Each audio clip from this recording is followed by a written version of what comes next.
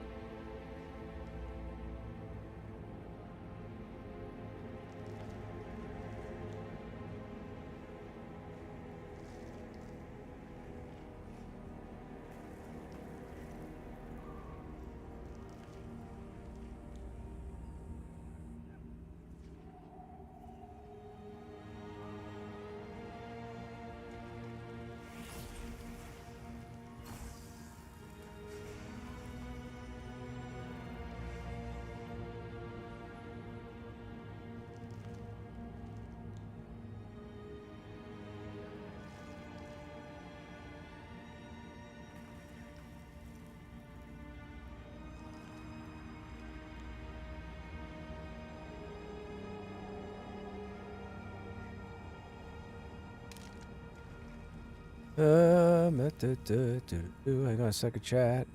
Lineup has changed.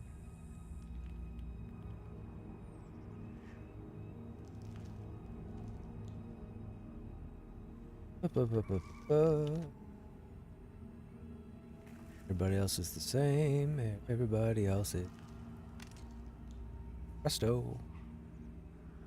We found. Okay.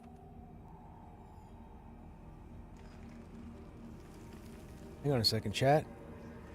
I need to read that says. Oh. Nope, never mind.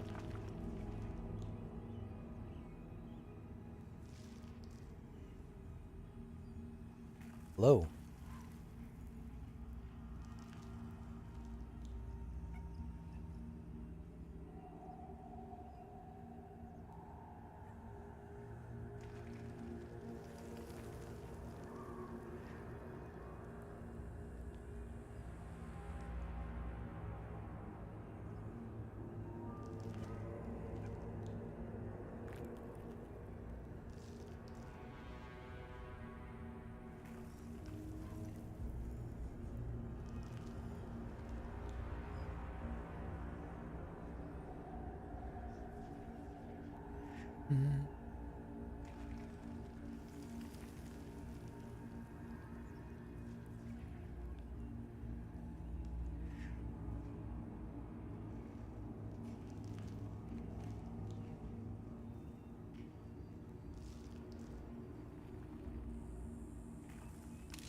We need to make sure. I'm pretty sure we're dressed. Yeah, we're dressed.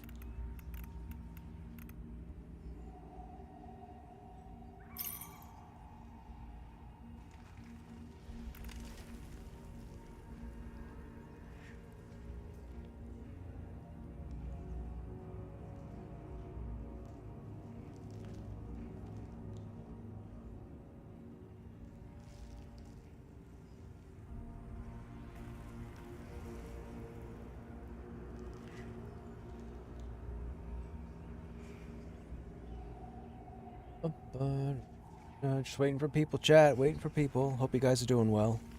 Hope you guys had an alright Wednesday. Yesterday and today have been a bit of a nightmare, but whatever. Gotten past it. So, should be over. I hope. We'll see. Anyways, it's neither here nor there.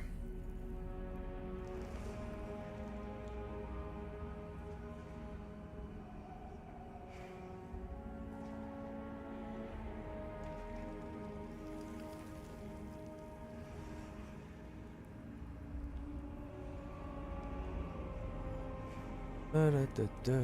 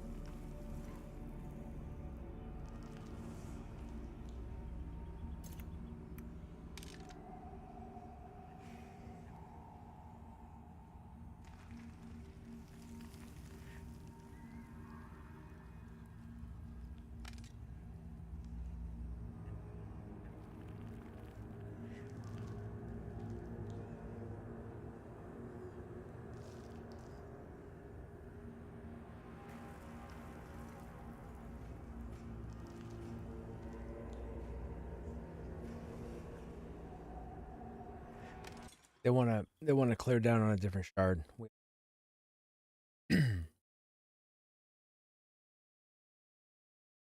Wanted to jump in and mess around with Soulframe a little bit. It's been a last 2 days. Get on till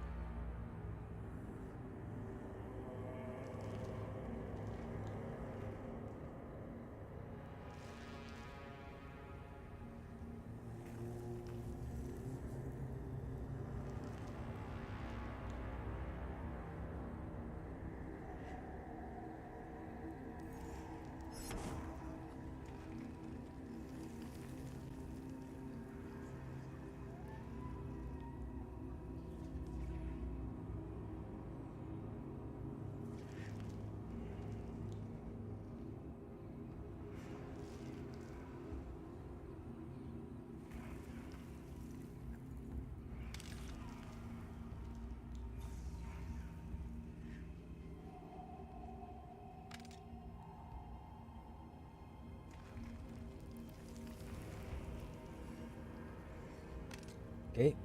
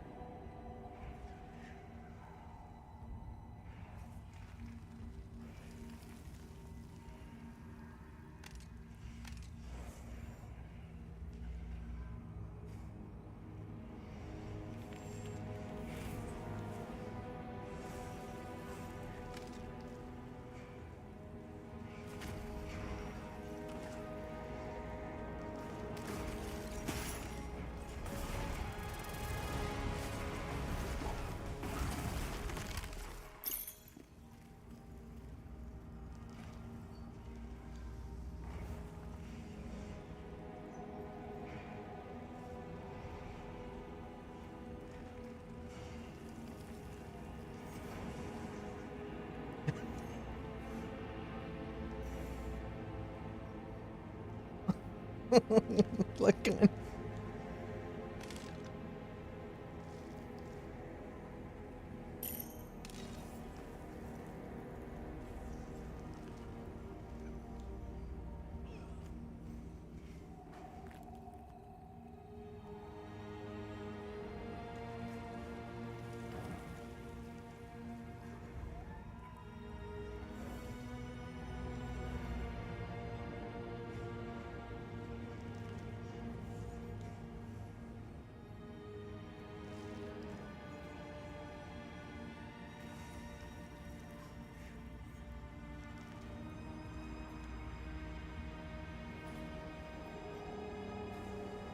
guess what I just got, chat? Guess what I just got? You see those?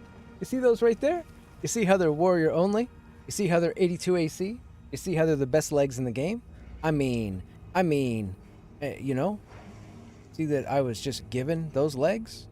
Now I'm gonna put them on. And they have the BRK graphic. Interesting. I look ugly again. Not good. If this is the best breastplate, the new breastplate they put in, and these are the best shoulders they put in, why is this the best? I don't understand. I don't understand who's designing. I understand creating gear with unique graphics. So when people look at you and go, oh, that person killed so-and-so. Now, people are going to see that I'm wearing the best legs in the game, and they think I got them from BRK. Grrr.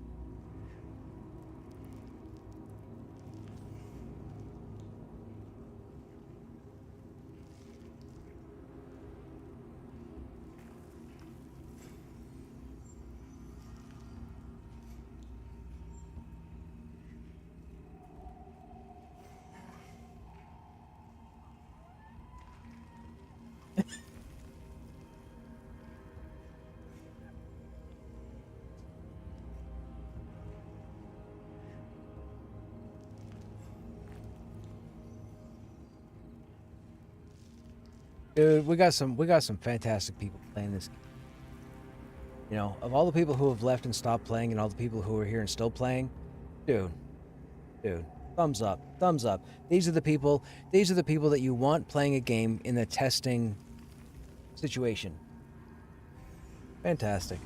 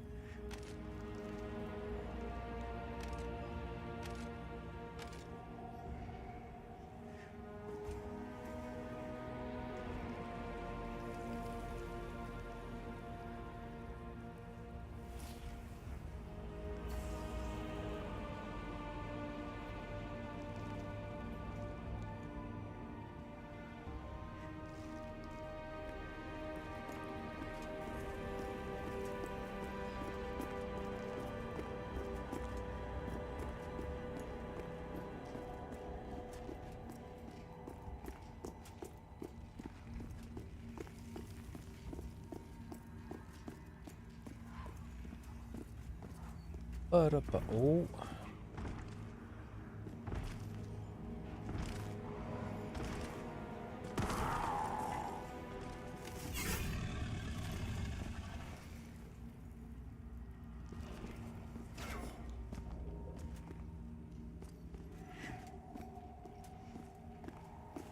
Released. I had him. He didn't.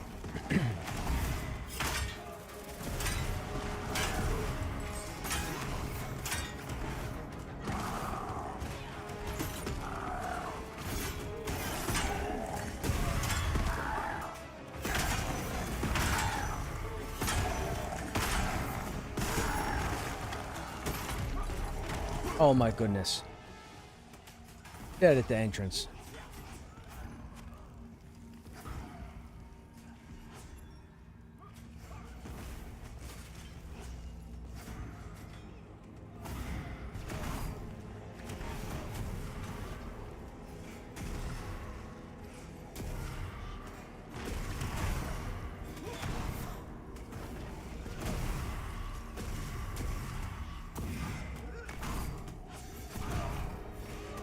Probably shouldn't have taunted Two-hander.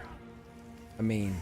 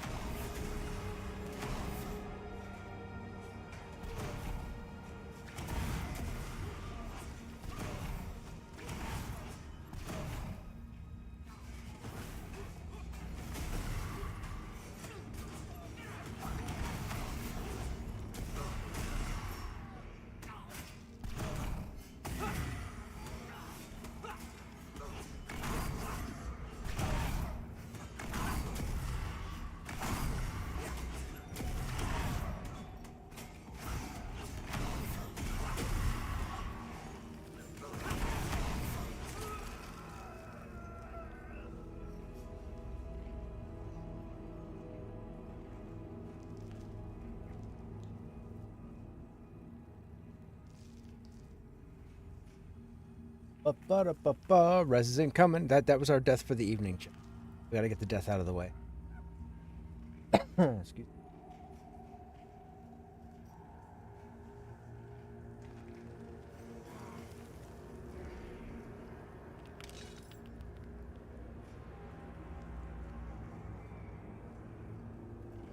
Level 32.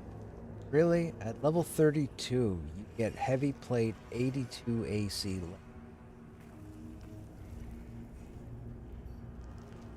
So at 31, you could get the hammer. At 32, you could go around and get the hammered iron breastplate. Enchanted.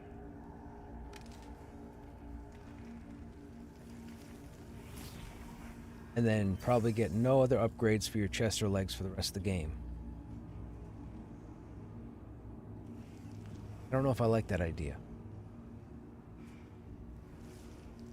I mean, it says level 32, but you really can't come down here until level 40. So in that respect...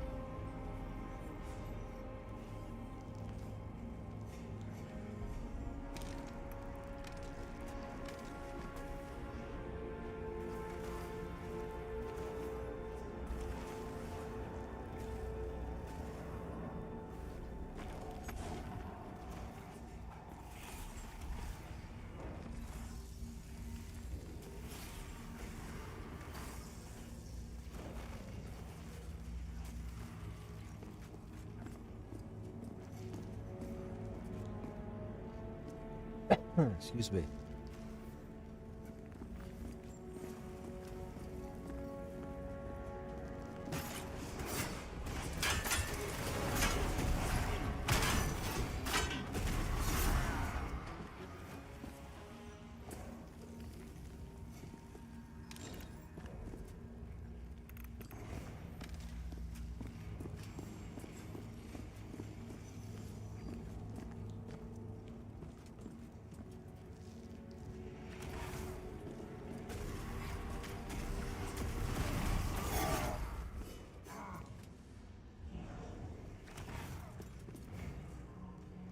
the stats on these shoulders?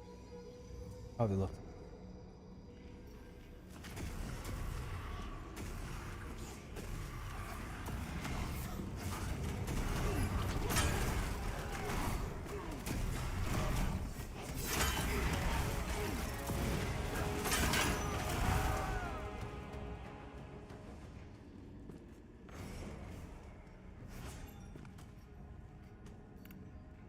Speaking of that.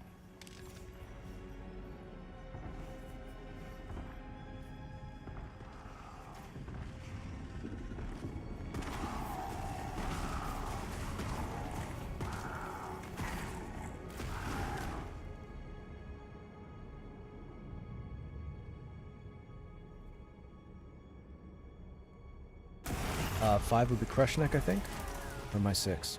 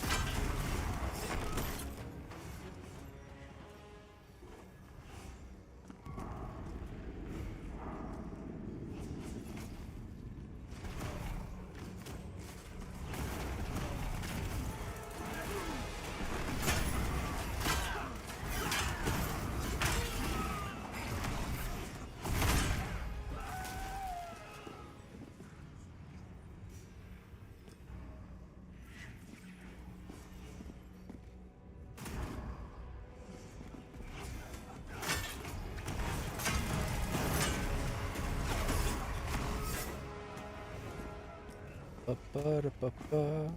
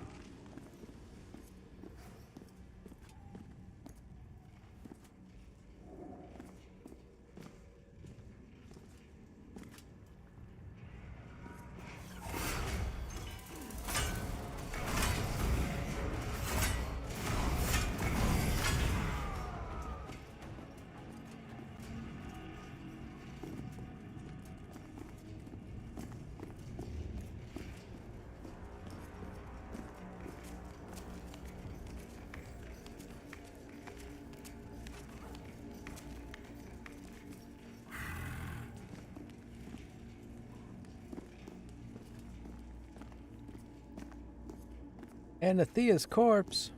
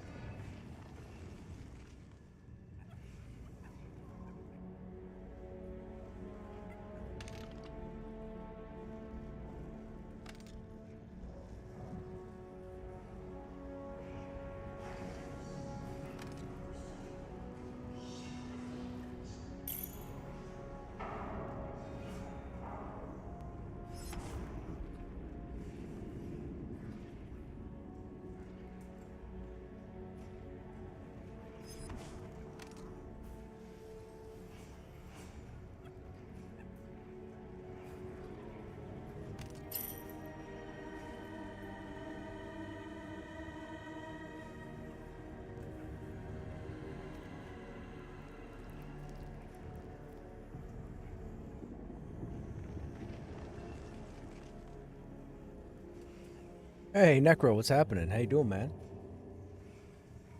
Sorry, they got me as group lead, so I'm sending bells and invites and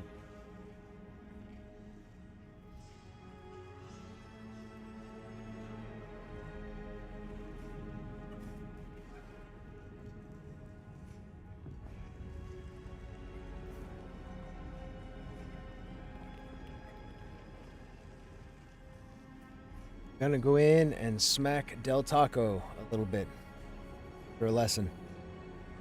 Try and convince her to stop killing everybody.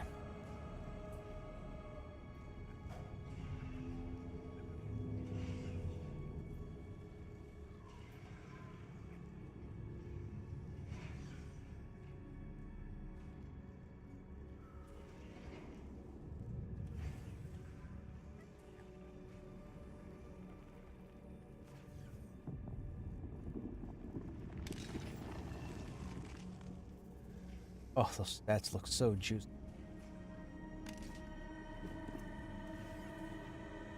My sword, right there. Strongest weapon in the game, chat. Strongest weapon in the game. Some people might say I'm compensating or overcompensating.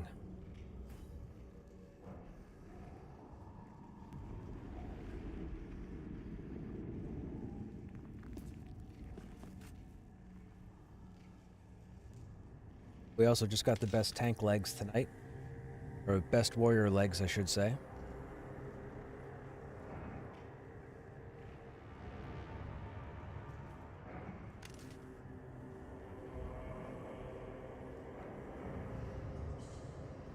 I think I'm the best geared warrior in the game right now.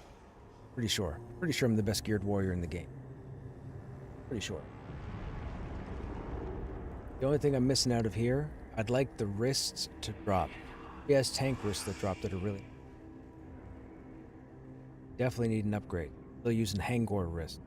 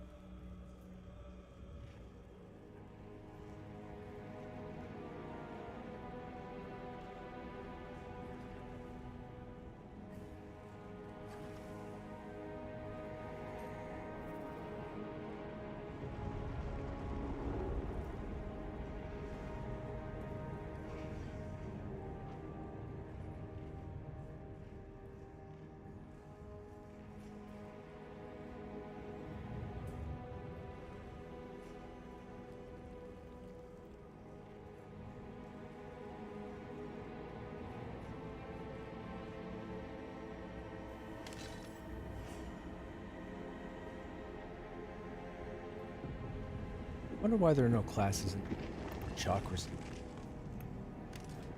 I wonder. Actually, there's a few resistance. I don't think anybody has a divine resist buff either. And divine damage is all through the... correctly.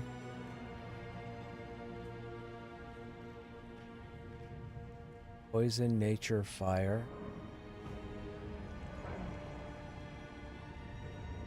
Poison, nature, fire. It.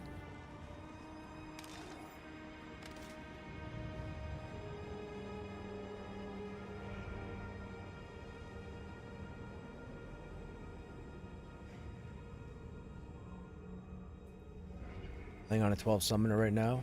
Found the problem was HDMI in the wrong slot. Like an and your graphics card. Gotcha. Gotcha. I have that issue here. My two computers share the connect. Like, I have my two computers hooked up to each other, but my video cables have to be put in a specific order, or I don't get video. I found out the hard way. I was so annoyed. I thought my monitor died. This was a while ago, and then I ended up looking up, and it was HDMI.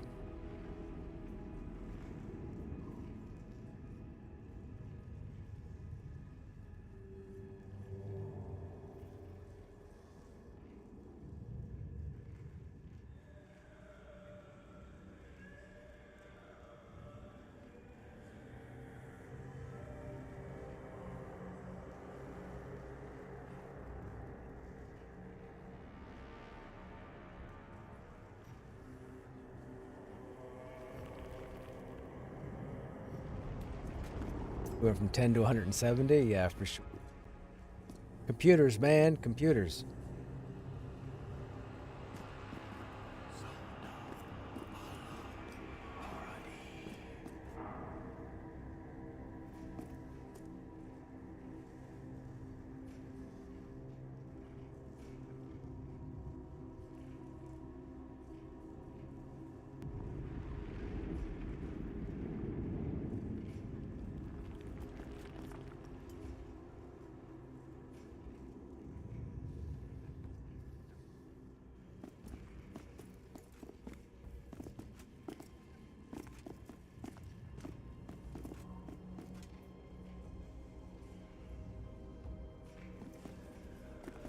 That's the level 40 pet right there, chat. Last pet that drops in here.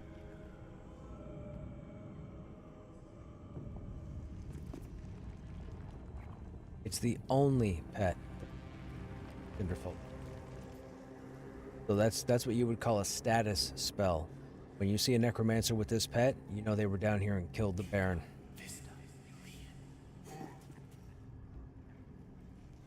Just like when you see Krushnek with his big ass sword, killed Del Taco. Or this helmet, where he killed Del Taco. Or these legs, where he just got handed them by a random person. Asked if I needed them.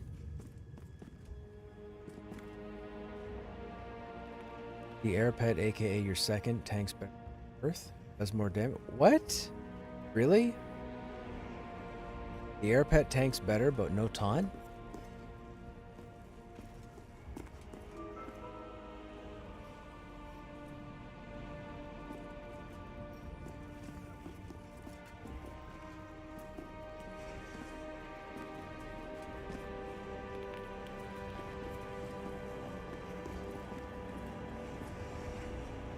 Good old Del Taco. Good old Del Taco.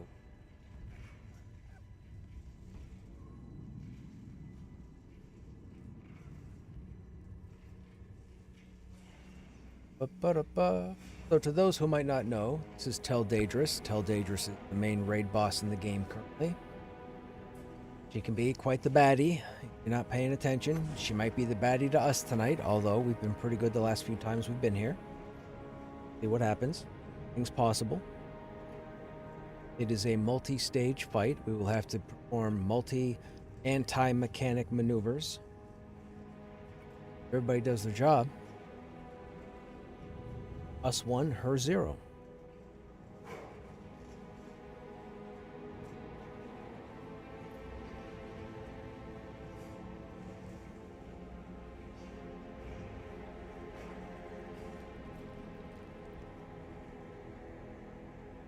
dual wields and then Hanley high dodge chance.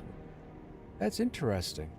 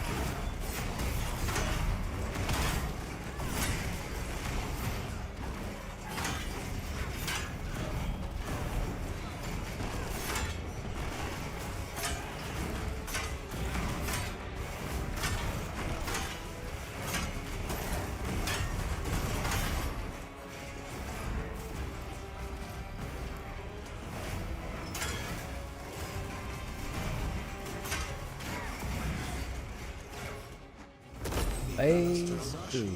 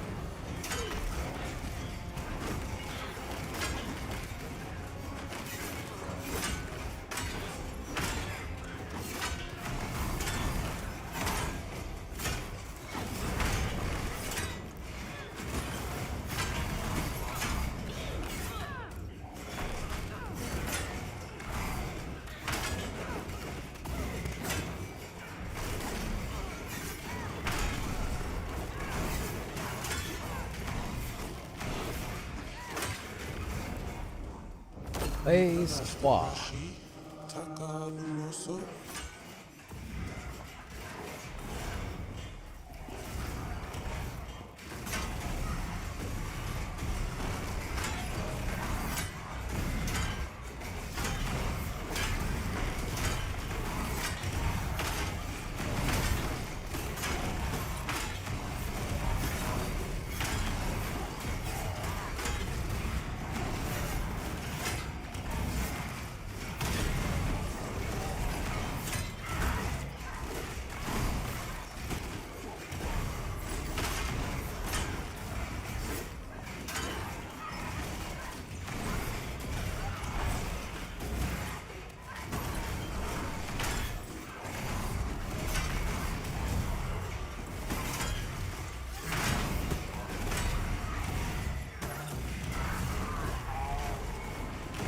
Oh, Scourge didn't die fast enough.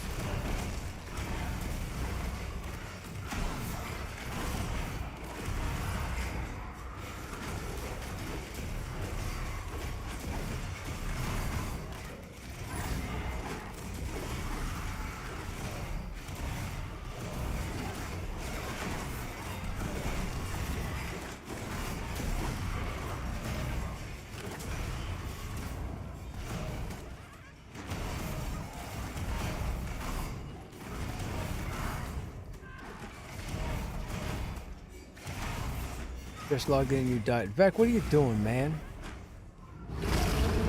I swear. That's alright.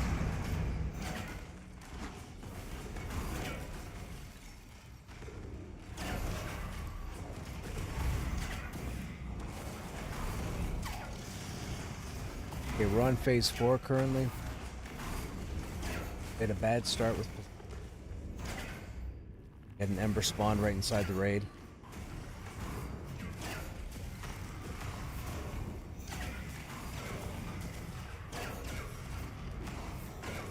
Fire on the steps there, another bad spot. We got a majority of the raid up, so that's good. Our group suffered. We're all the melee DPS.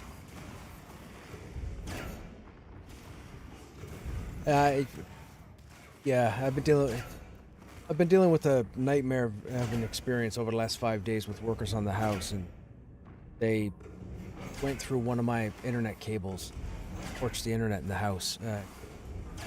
Anyways, I had to MacGyver some stuff today, and we're here. Not happy about it, but we're here. Well, I don't know who did it or when. They pretty much took internet out of the whole house. I got it into this room, but I can't get it elsewhere. It's been a nuisance. But this was the most important thing, was to get the internet back on these computers. The rest of the stuff can wait. Don't worry about it.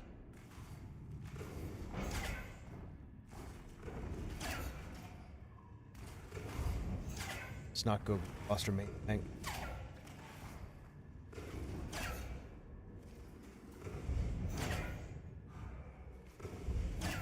Still have a couple tanks up, but we got to get her all the way down here.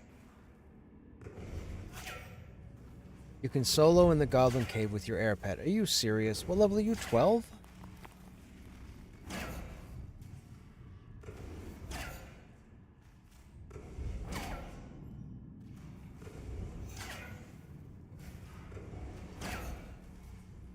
They may have it. They just need to get her to here with a go into 5. Going down bit by bit, which is nice. The problem is when she jumps. You gotta watch when she jumps and then back down. L swipe. She'll jump here and oh, that's a bad spot. Spot. Side. Oh nope, knockdown. Come on now. Come on now. Half the raid's still up. Got like 10% to go.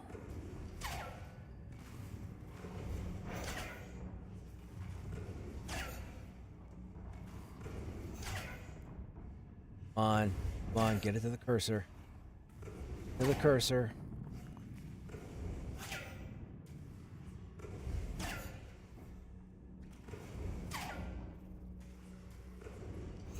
Come on. Come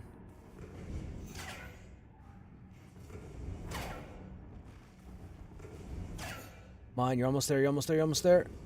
She should change. You should change.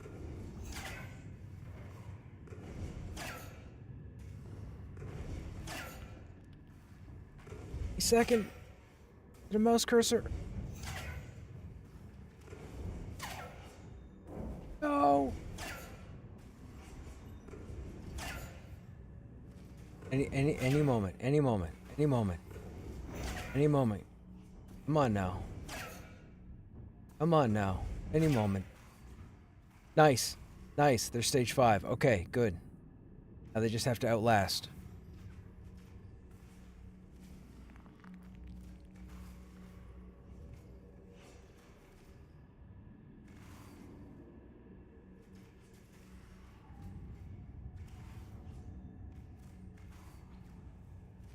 They might have it. They might have it. They still have Talisman running. They got it. Fantastic. As you know, I work for an internet ISP. Whenever a call starts with they're working on the walls, I every line didn't. That's the side of my house is about 26 feet high, and probably 24 or 22 feet wide. I have one Ethernet cable tucked behind siding that runs from a back bedroom around the side of my house and straight down into my fuse box, whatever, breaker box or whatever, where the modem is. And out of all the piping and shit they had to add over the last 5 days, somebody went clean through the Ethernet cord. I don't know how. It was all. They took a needle and threw it at a haystack, and the haystack ignited in flames. Like, it's a 1 in a trillion shot, and somebody put one screw through the cable and killed the whole internet for the house. The whole internet. I had no idea they were doing what they were doing on the side of the house. But they put a screw right through the cable. Whole house. Wireless was okay, but I can't. These computers aren't set up for wireless on purpose. So I was out yesterday. There was a bunch of other stuff too, and just, yeah. But that was the main reason I was out yesterday.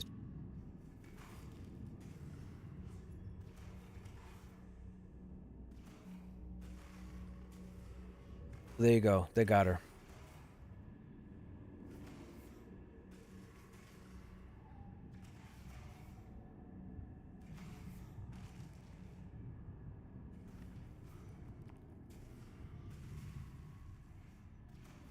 But see, there's the talisman right there. The talisman is MVP in this poll right now.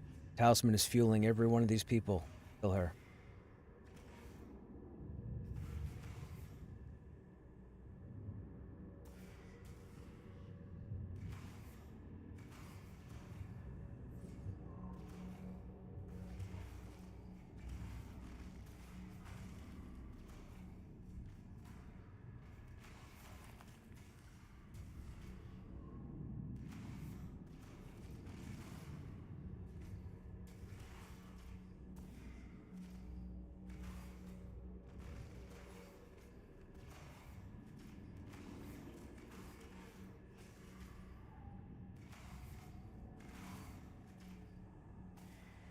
And she goes down. Thankfully, we have a reser here. Alive.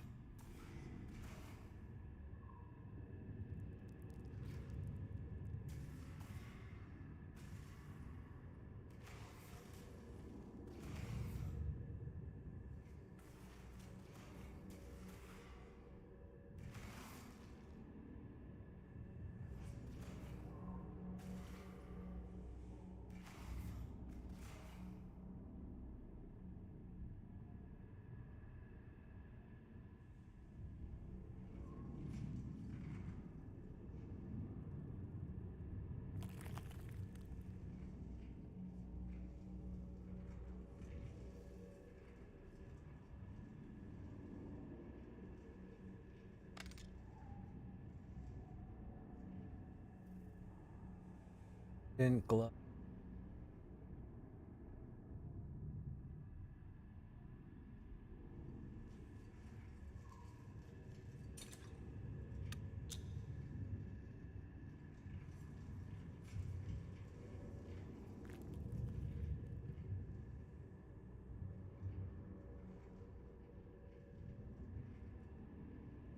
Next time, don't hunt, die behind a torch column. Can't see them. Yeah.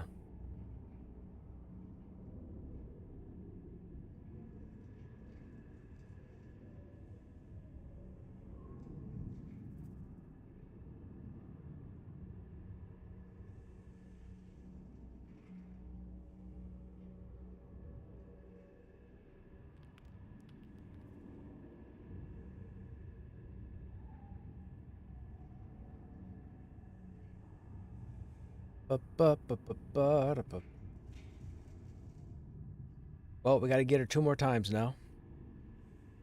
Face down for you. Yeah, look, I got to show off.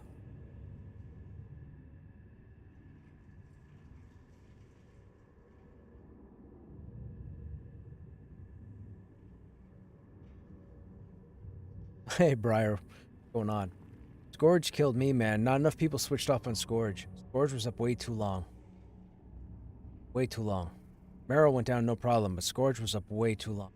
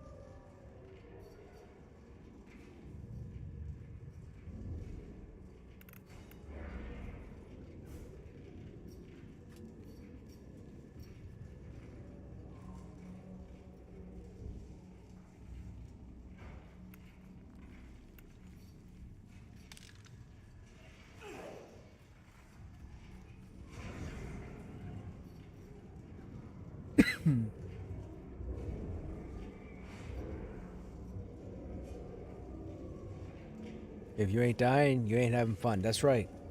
My next book.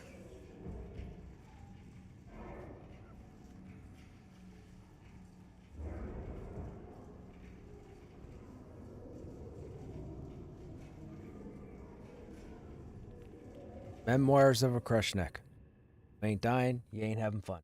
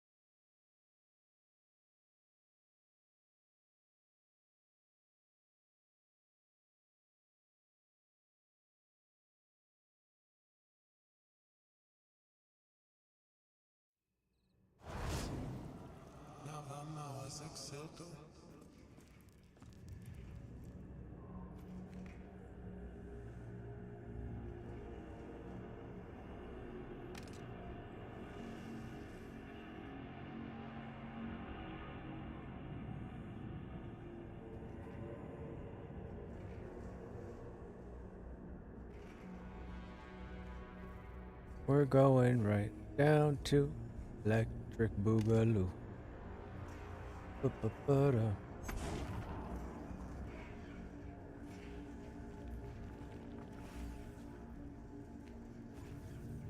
Everybody, we didn't get everybody. Probably fight block and bot.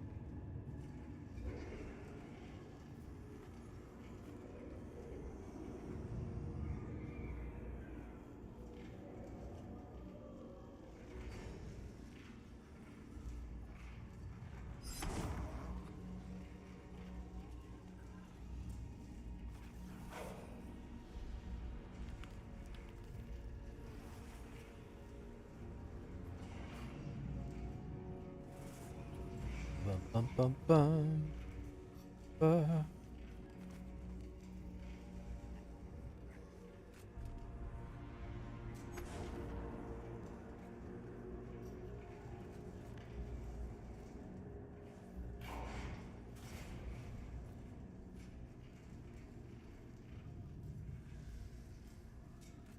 Yo, some necro gave his pet the katana from the graveyard.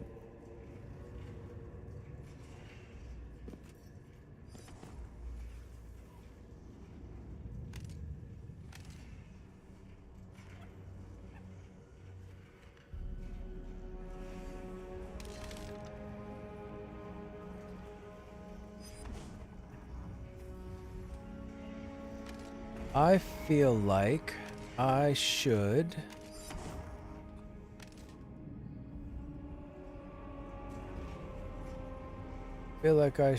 Hey, Vec, what's going on? Dude, thanks for gifting that tier 1 sub, man.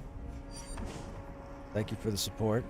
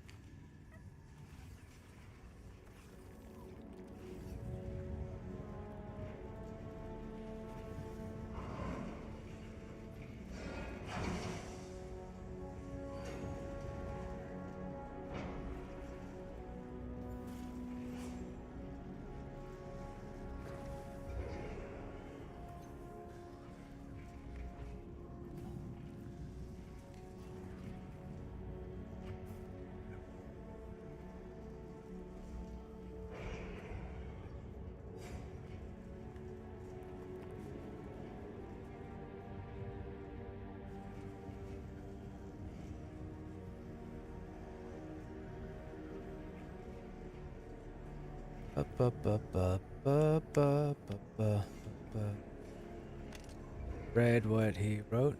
Hey, I love.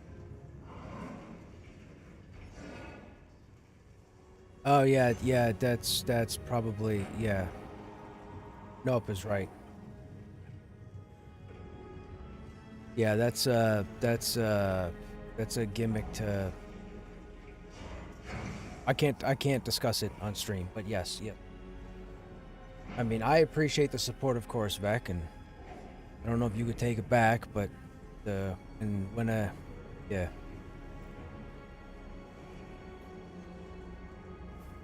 They don't. I'll tell you, Vec, they don't see any benefit, but that much I can tell you.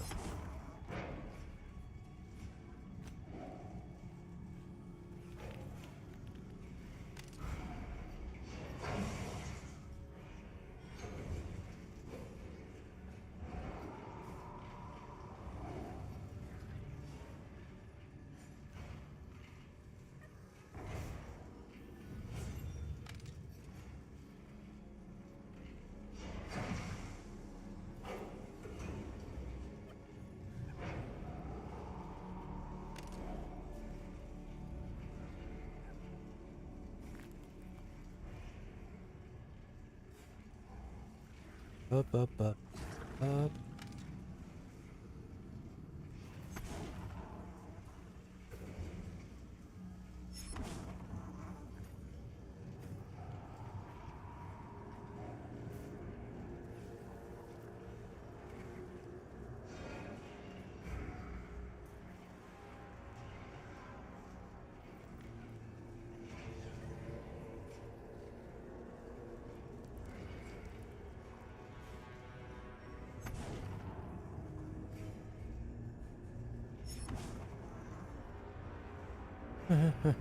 Do I have the TD bow? I think I do, yes. Yes, I do. I have the TD bow. The only thing I'd really be looking for here, Briar, I think, are the wrists. I think the wrists are the only thing she drops now for it to have. And I only say that because I'm still using Hangor.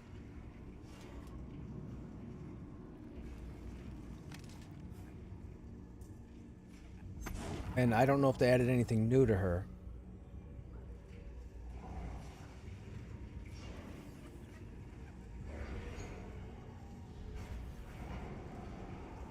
But the wrists really are all I'm looking for.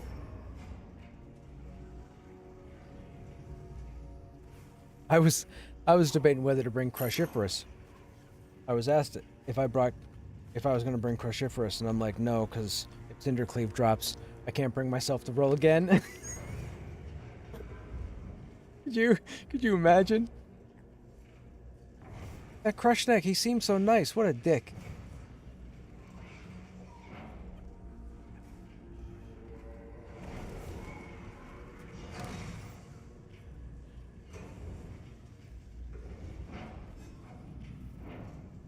If you get Cindercleave, you'll be bringing your Ranger.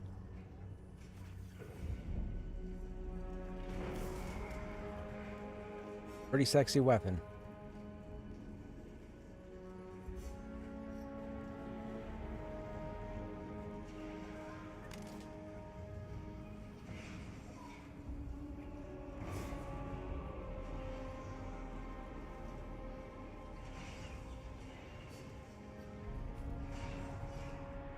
Why am I still getting these? Man, it's 9:30. Don't stop working. Hang on a second.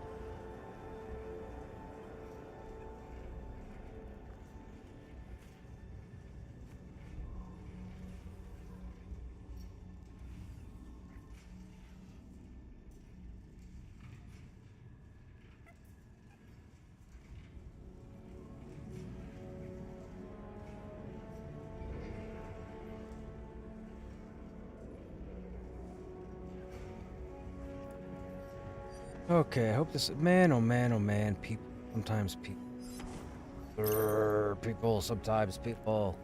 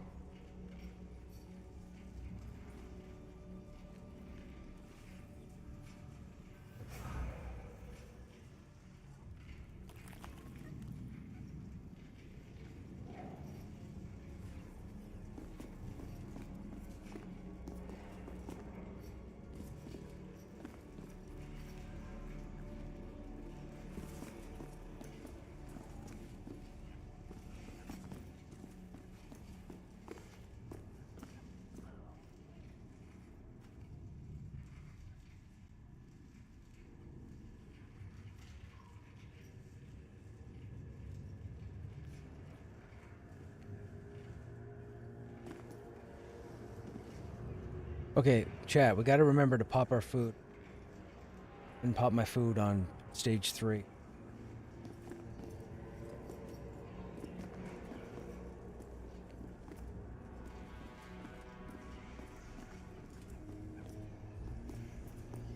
I still need the helm from TD.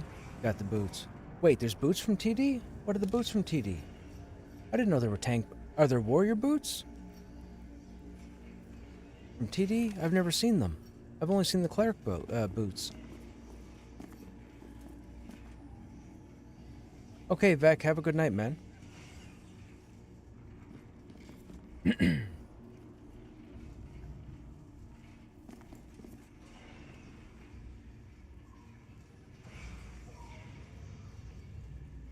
Excuse me. Not warrior usable. Wait, not warrior usable, but you have warrior in the next... Oh, warrior... Oh, not warrior only, you mean.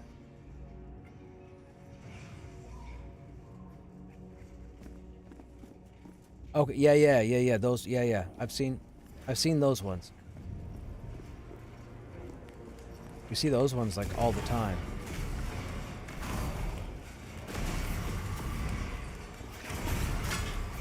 Not again.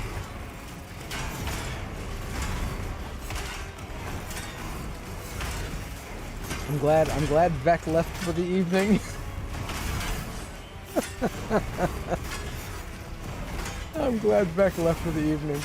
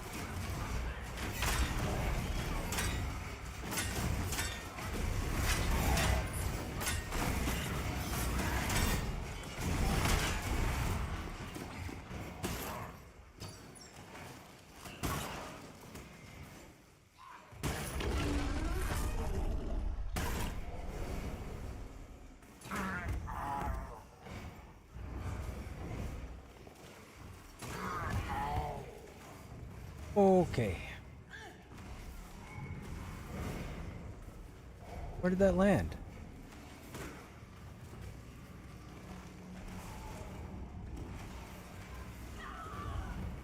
How do we all die out here?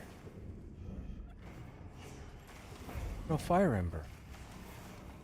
Okay, whatever. It happened.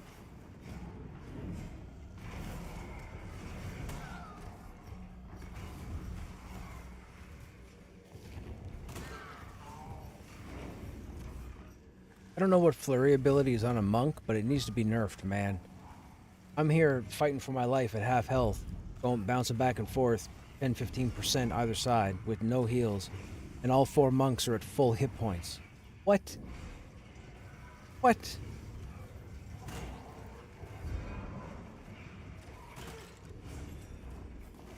That heal is ridiculous. Ridiculous as the paladin.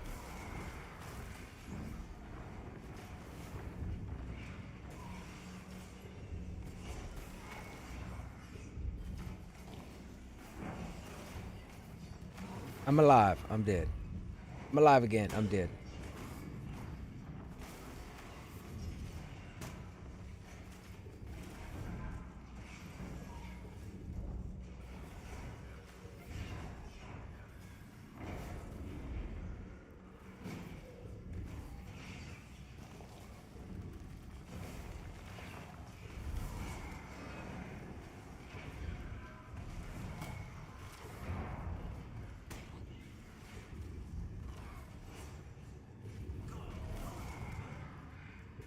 Maybe tonight's my night to die on successes. That's it. Lots of bad fire.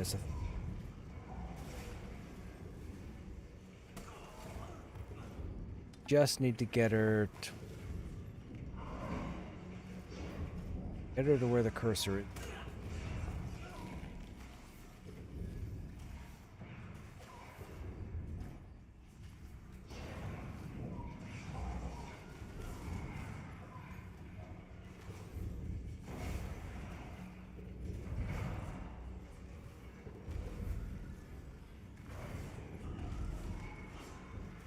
It's going to be a rough run back.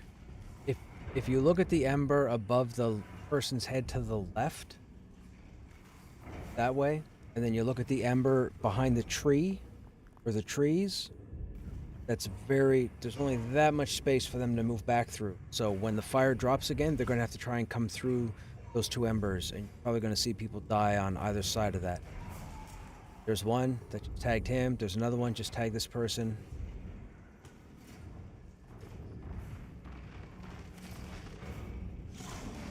Oh, I think this one's a do-over.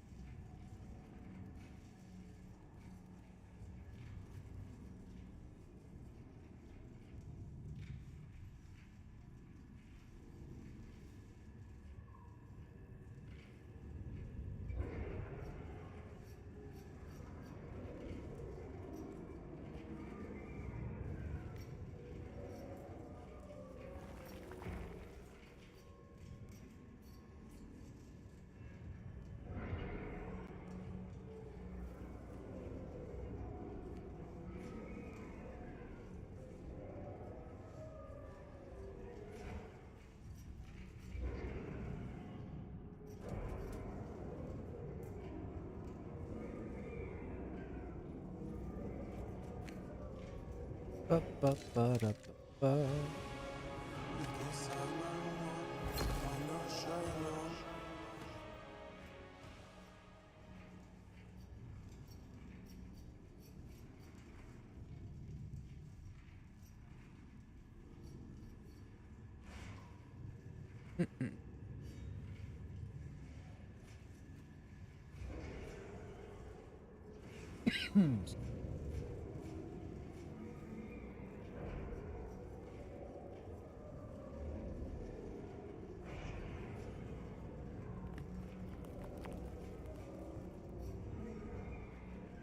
Ba, ba, ba, da, ba, ba. How you guys doing in chat, man? What's going on? You guys up?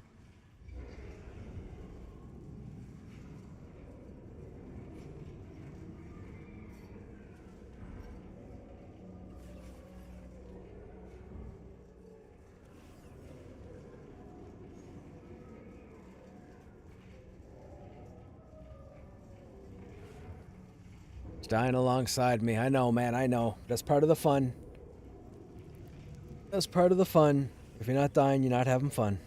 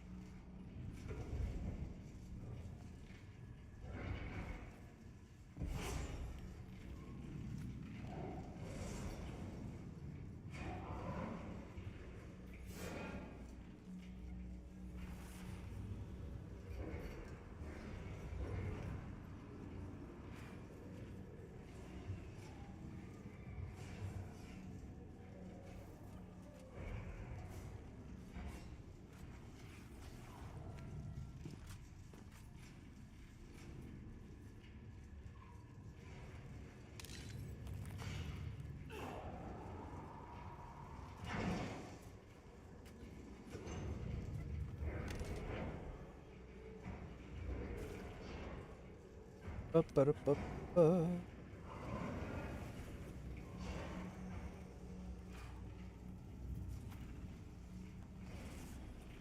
Bad idea.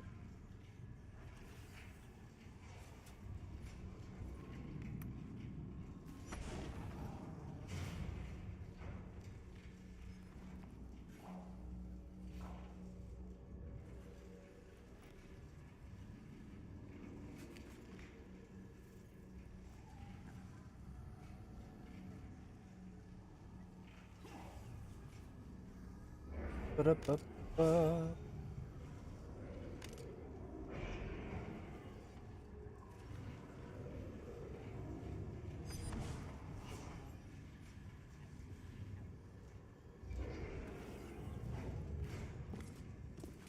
Okay.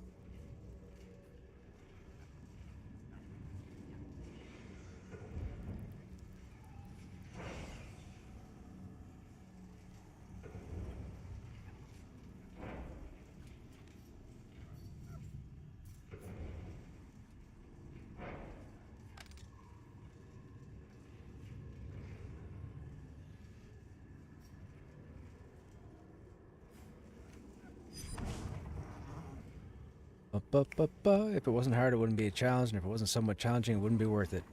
I agree, man. I agree. 1000%.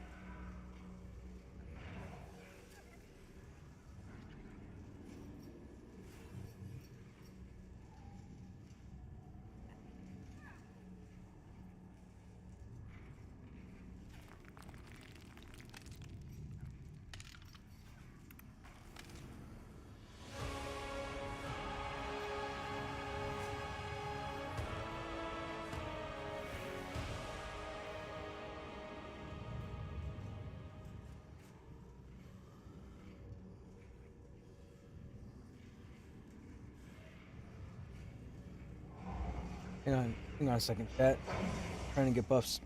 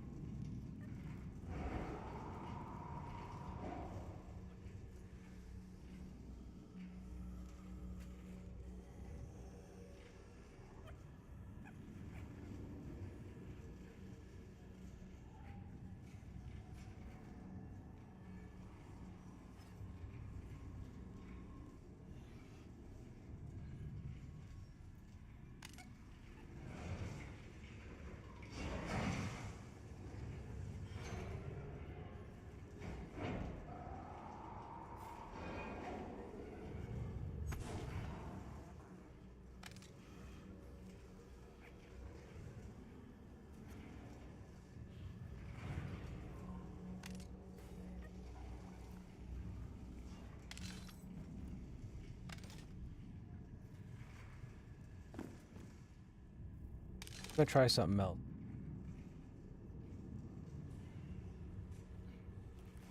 No. We're not tanking.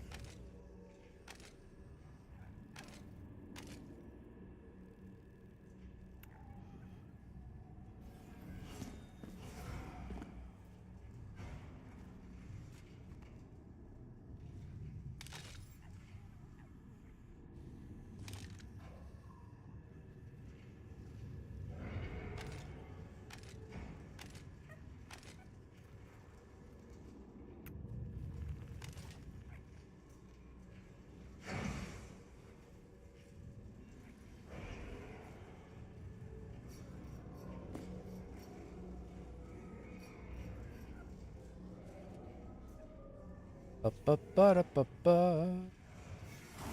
We got it this time. We got it this time. We definitely. I know we got it this time. Who needs haste? Not this raid. Hey, Jaffa, what's going on, man? Hope you're doing well. Thanks for the raid, man. What's going on, guys? As you guys can see, we're getting ready to engage Tel Daedrus for the second time this evening. Hope you guys are doing well. Hope Joppa spilled the beans about a bunch of stuff. You guys got some heads up. You guys know the spring update's coming in March, right? I think it's like March 11th. Saying? Pretty sure it was March 11th. I could be wrong.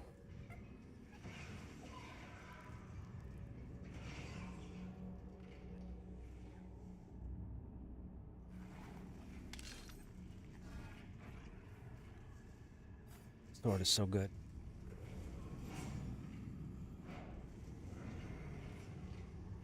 What's going on, guys? How you doing, Churro, Jay, Ginger, Jag, Vulgar? No date for the spring update yet? Oh, I'm sure. March 11th. You too, man. Have a good night. Thanks again for the raid. June, probably? Probably. I'm just teasing. We're all excited for the spring update. We wouldn't be paying attention to this game if we weren't all excited for the spring up. Whenever it happens, it happens.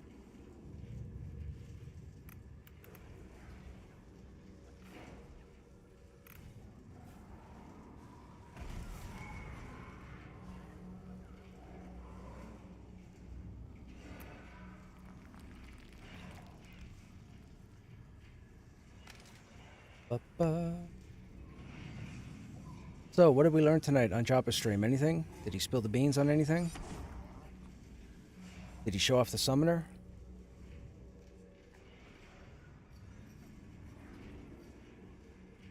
Did he finally show you guys the bard? Did that happen? Finally get to see the bard?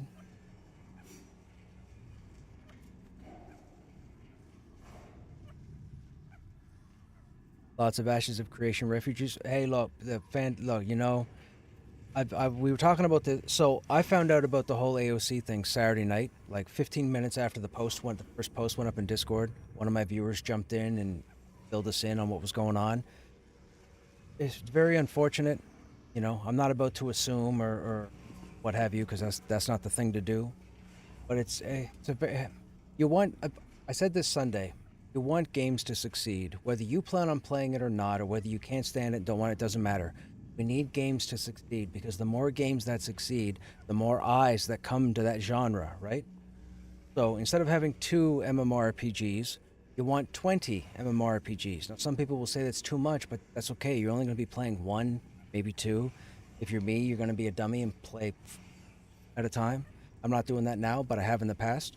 I won't tell you what games, but yes, it's a thing. But you want games to succeed, and the fact that, fortunately, AOC hit a wall, that's very, very unfortunate. No. However, we do have Pantheon. Also, for those of you who like the nostalgia, we have Monsters and Memories as well, of course. We have those 2 right now. Can't think of anything else at the moment that's in development as far as MMORPGs go. But I believe these 2 are showing promise to come out. So, we have that. Here's hoping. Now, I might dabble in Monsters and Memories every now and then, but I don't have enough time to focus on 2 games in development. So my love right now is Pantheon, the Warrior. I got to make sure the Warrior does what the Warrior's supposed to do. So far, the Warrior's phenomenal. Great. Fantastic. I've had 8 Warriors. I have 2 level 50 Warriors right now on this account with 21 Warrior in tow. So, if anybody knows the Warrior, this guy. Rest of the classes, maybe not so much. The Necromancer. The Necromancer's pretty cool.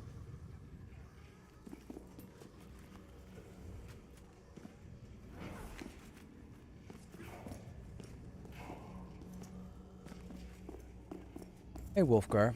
I can say I haven't seen anyone in the Pantheon community say they wanted AOC to fail. Maybe not the game for me. That's right, Wolf. Exactly. Not every MMORPG is being designed for everybody. Okay? You'll play this one, you won't play that one. That's fine, but you should still want it to come out. Because then we get cool ideas in the future. And then we get more games in the future. Then we get more games. Then MMORPGs, start to shine. Now, don't get it twisted. I understand you've got World of Warcraft coming out with Midnight in a couple of weeks. You've got their Burning Crusade Classic launch. I get it, but we need more stuff. We need 6 or 7 of these games up and running at the same time. And I use this example Sunday. You're playing Game A, you get tired of Game A, you jump into Game B. You start playing Game B, you find out it's not your thing. You find out Game C's around. Okay, you go ahead and get Game C. Play Game C for a bit, you get tired of that, and you move on. You get to Game G, and by the time you're there, you go back to Game A because there's been updates and changes and whatnot, and you just keep going. Or you got friends who you meet on Game A, and they go to Game D, and then they get a hold of you, and you end up going to Game D to play for. We need games to succeed. Too many people crap on games. You've been here long enough. You know Pantheon has seen its fair share of crap. I know because I've seen it. I've seen people type it for a long time. For years. All right, let's hope this turns successful.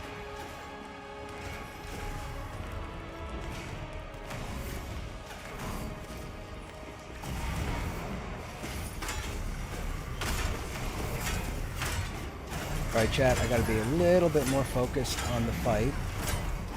I want to make sure every hit counts.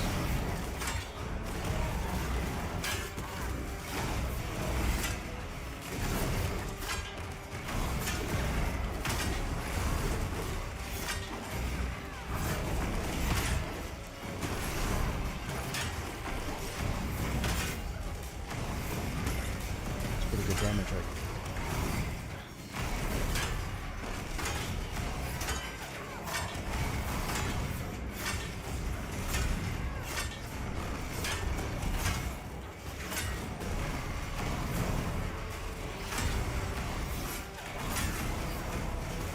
And burn the field to get battle points back.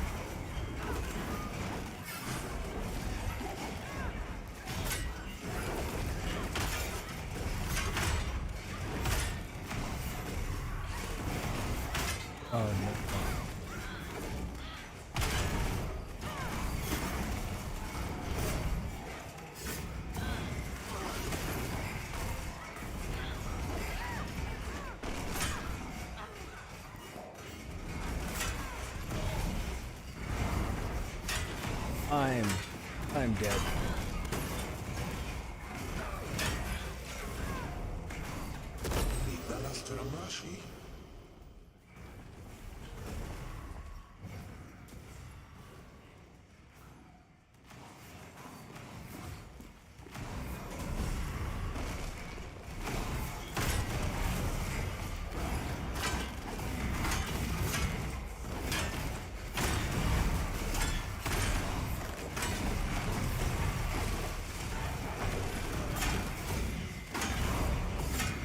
Pop everything, try and stay alive.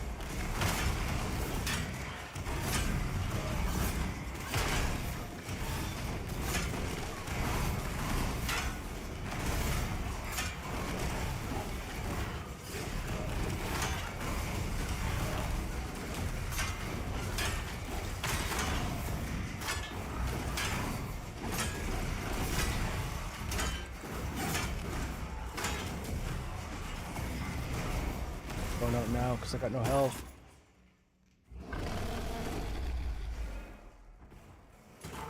Oh. Pick of the devil.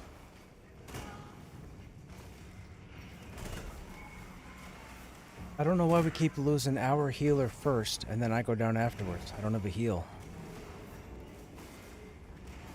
And no, I'm not saying warriors need a heal. They don't. I'm saying.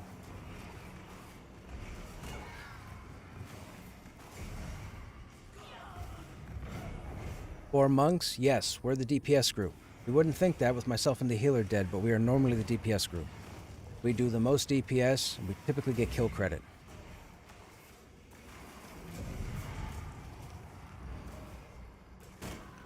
Zaid is correct. Warriors are phenomenal for DPS.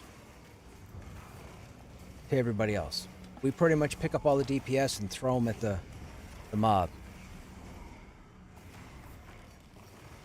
More means options, but not all options are tasty. Been VIP for years. I'll keep this. Right, yeah, and that's exactly it. There are a few MMORPGs out there, or MMOs out there. There just aren't, you know, your Pantheons, your Monsters of Memories, your Ashes of Creation. I think Illyria, doesn't the Illyria franchise have a game coming out? It's not Chronicles, but it's something else, right? Something of Illyria. Anyone wondering, raid grouping and raid frames are not... Yes, so they haven't had a person on their roster to do the UI, so we haven't had UI updates like a raid window, need before greed, that sort of thing. That will be coming. I do believe they're trying to get, I think, raid frames in as quickly as possible, but as of right now, they don't exist. Hey Bald, do you know if armor and gear and stats are working on Necropet? If I'm not mistaken through testing, stats still take effect on the pet, but you don't see the numbers. The only thing you see is the DPS on the weapon. But I do believe stats matter on a pet.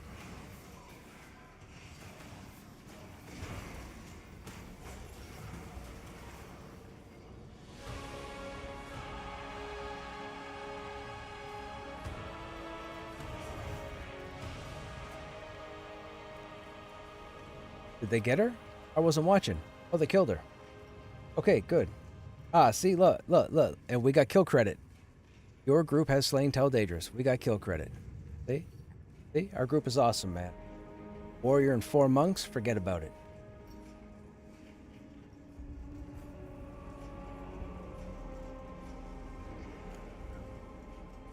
What do we get? We got the branch, the pendant, bindings. Oop, can't use any of it. Was this a raid boss? Yes, this is the raid. This is the current endgame boss in the game. This is Teldaedrus. She came in here a while ago and corrupted a bunch of individuals. Yep. I think I just accepted somebody. I just accepted somebody's.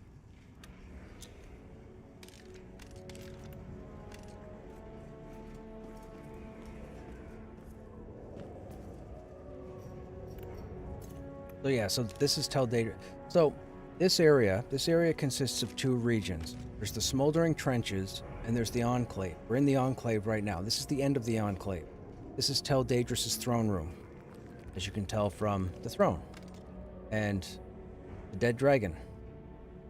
Anyhow, Helldager showed up and corrupted all the people here, subdued them or seduced them with power, eternal life, turned them into what are called the Ash Breathers. Anyhow, when you start the Smoldering Trenches, there is a multi-step, I guess you'd call it an epic quest. You don't get any epic weapon at the end, but there's an epic lore quest that takes place in Smoldering Trenches that walks you through Smoldering Trenches and the Enclave and Tel Daedrus and a few of the names in the zone and what they do. And it's actually pretty awesome if you stop and smell the flowers, so to speak, or read all the information. We've been through it twice already, and we read everything on stream for my viewers or whatnot, and it's pretty awesome. Now, you might have been playing the game for the last little while, and maybe you say, well, I haven't come across anything like that. This stuff came in last summer, and it was part of the 35 plus content. So if you weren't into the 35 plus content by last summer, you probably would have missed it. But last summer, they got their writing team back in, and more details, more quest details started to come out or whatnot. So they actually designed this quest line for Smoldering and Enclave.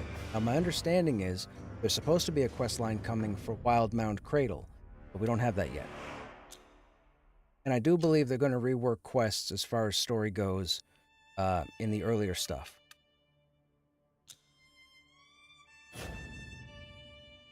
I think. What's that? For stream content, you want to walk me through the Enclave to get my files?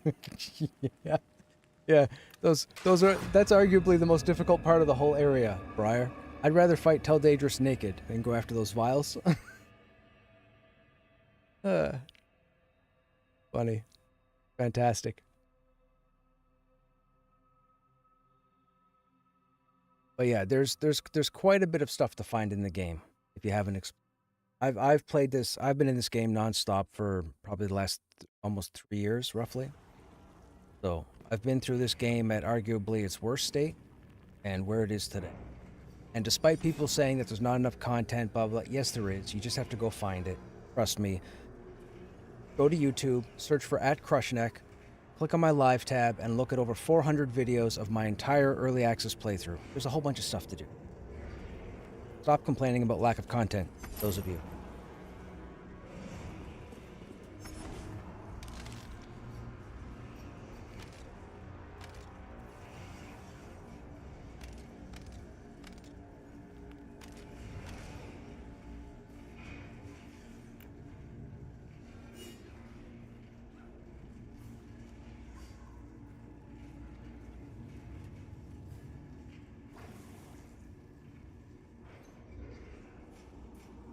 What's funny is your ranger has 2 of 3, your pally has 0 of 3.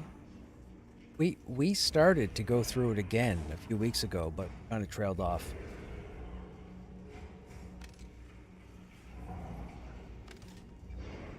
Just hit 1,300 hours on Steam. That's awesome, Jet. Fantastic. If anybody has any questions about the content, feel free to ask. I've killed pretty much everything in the game. The only thing I haven't killed is Apex and Wild Mound and a couple names over there.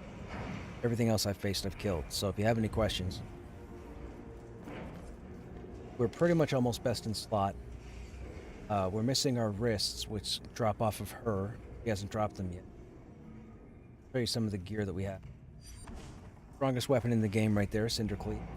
That drops off of her.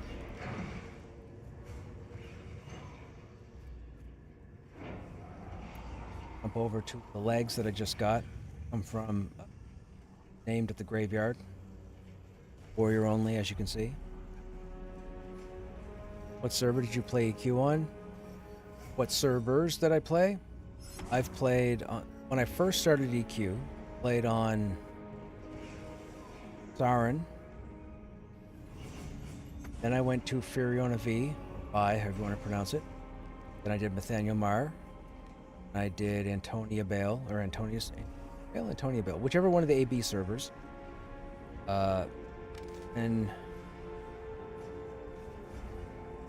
Retoxilus. Then I was in EQ2. I was on Permafrost, Daniel Marr, something and something. Sorry, chat. I was yapping. I forgot. I gotta get groups buffed.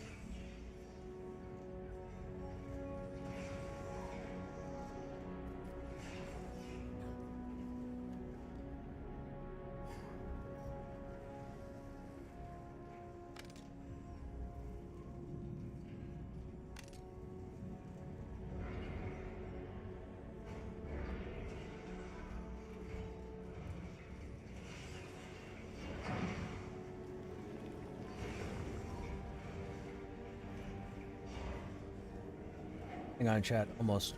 Gotta get buffs coordinated.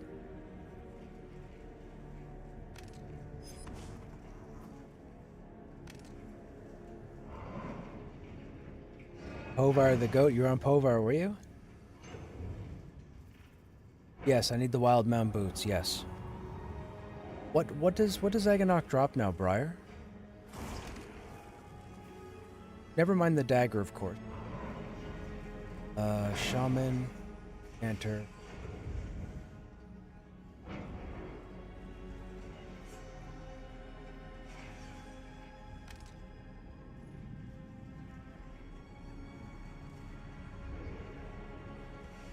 I finally got, dude. A random person at the raid tonight just sent me a tell. I shouldn't say random person. They sent me a tell and said, "Hey man, I managed to get the warrior legs. Did you need them?" I was like, "What?" Yes. Oof, got him. No time. No time at all. Got our chest plate off of the Ash Sentinel. Then we've got the badass helm. Highest AC in the game right now. Drops off of her. I was the first person in the world to get that helmet. Thank you. Hey man, I'm a nice guy. I don't know. It sounds egotistical. I'm a nice guy, man. Lots of people like me. I don't know what to tell you. I am here. Sorry, I wasn't moving.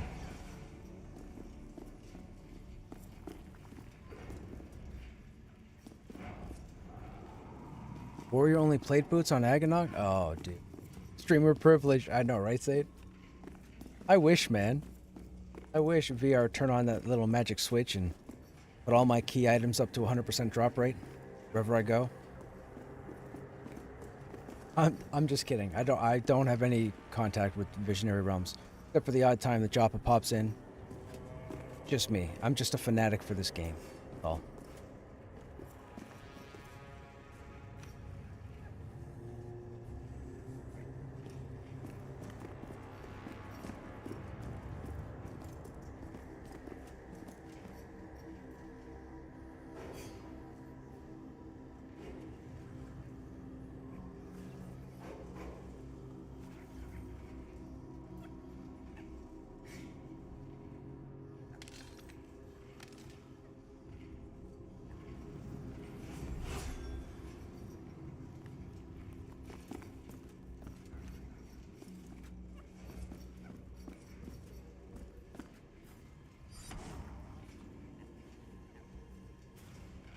Council of Ogres. There you go. Look at that lineup. Oh, we had a perfect lineup there of ogres.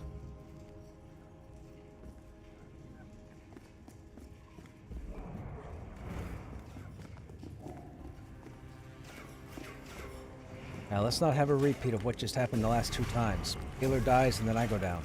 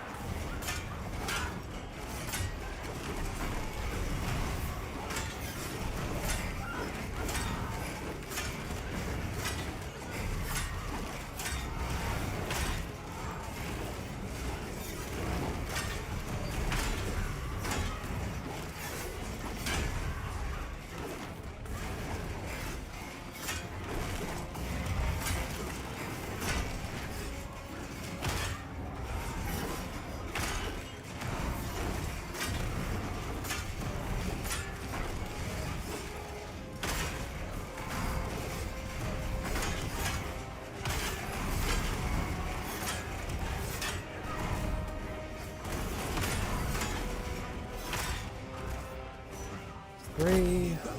Not gonna jinx myself, but it's good. Said that I've jinxed myself.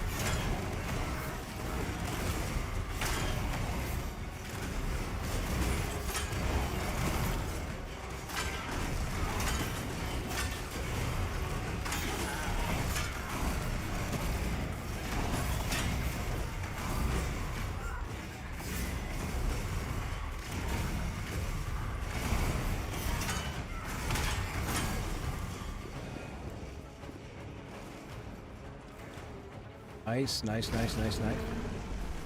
can we shimmy up here? Right.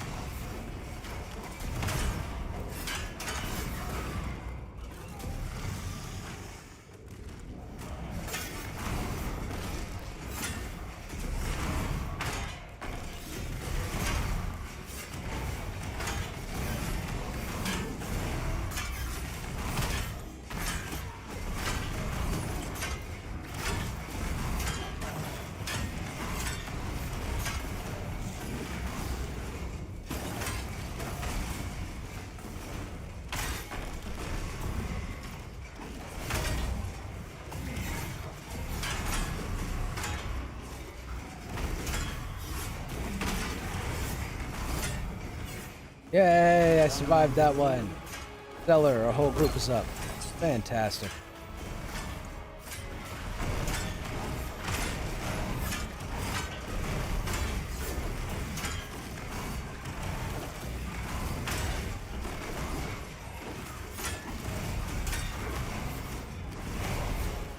Fantastic. And we got credit again. I love seeing that message, man. I love seeing that message.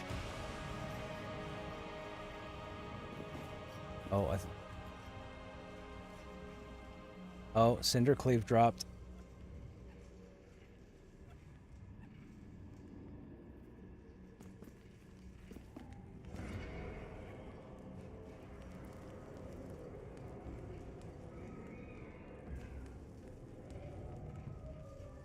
Fantastic. Ooh, ogres are smelly. Yeah, but we're still the best. Are you excited or bummed about the wipe coming up? Excited. Shadow, I'm going to tell you the truth. I've been looking for this for about 5 months now. I feel like we should have had a character wipe 5 months ago.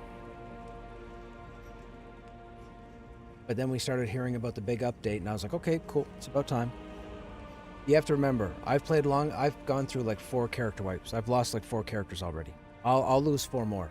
They could do a character wipe tomorrow, and then a month from now, and I'm fine either way. I'm here to test the game. I need this game to come out. Like, dudes, you guys have no idea. I need this game to come out. I need a social-based MMORPG, and this is it. I have met hundreds and hundreds and hundreds and hundreds of people in the last 3 years in this game, and all but 2 have been phenomenal. Phenomenal.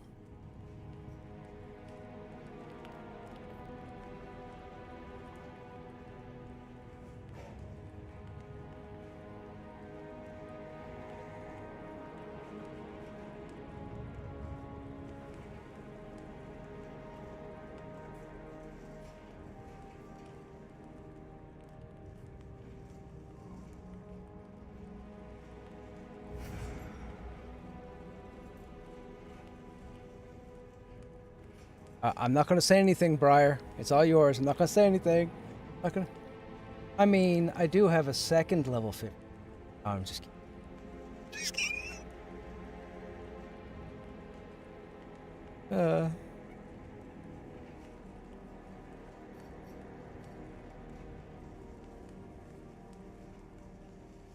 Holy moly, the amount of rows of buffs. Yeah. And you know what? They're needed. They are greatly needed.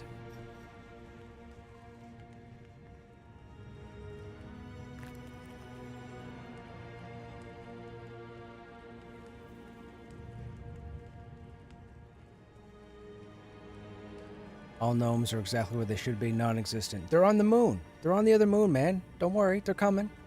Their moon hasn't gotten here yet. They're on the way. For those who don't know, gnomes are supposed to show up when the second moon shows up. What? 2 moons? No way. Yes way. There you go.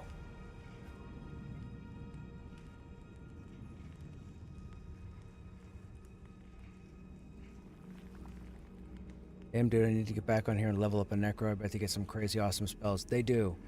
Hey, look, let me show you the level 40 if you haven't seen it. Have you seen the level 40 pet? That's the level 40 pet right there. That's the only pet in the game that has that animation.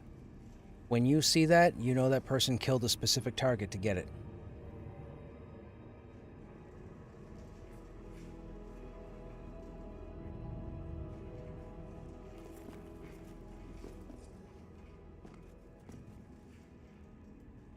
There's a sick rare necropet. Oh yeah. That was one I just showed.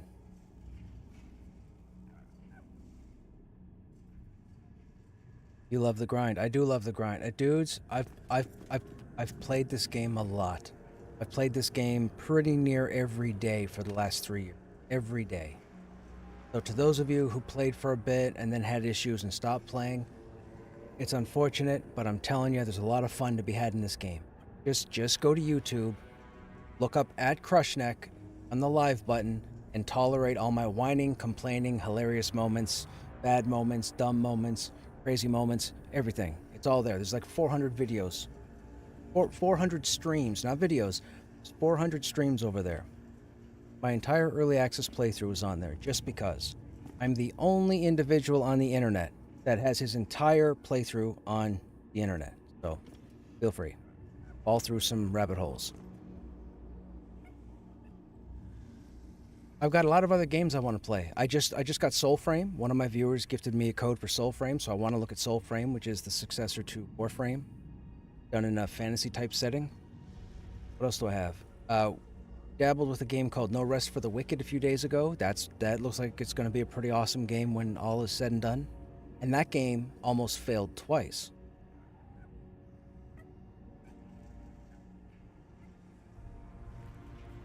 I have probably 1,000 hours. Met so many good friends. Love the community. Battle, fantastic. It's cool because, never mind the streaming, I can log in Krushnek and most of the server knows who I am. I get tells all the time from people. I group with everybody. I love pickup groups. I know a lot of you don't like pugs because of the whole randomness of it, but I absolutely thrive in it. So, stand by me on the stairs. All right, hang on a second.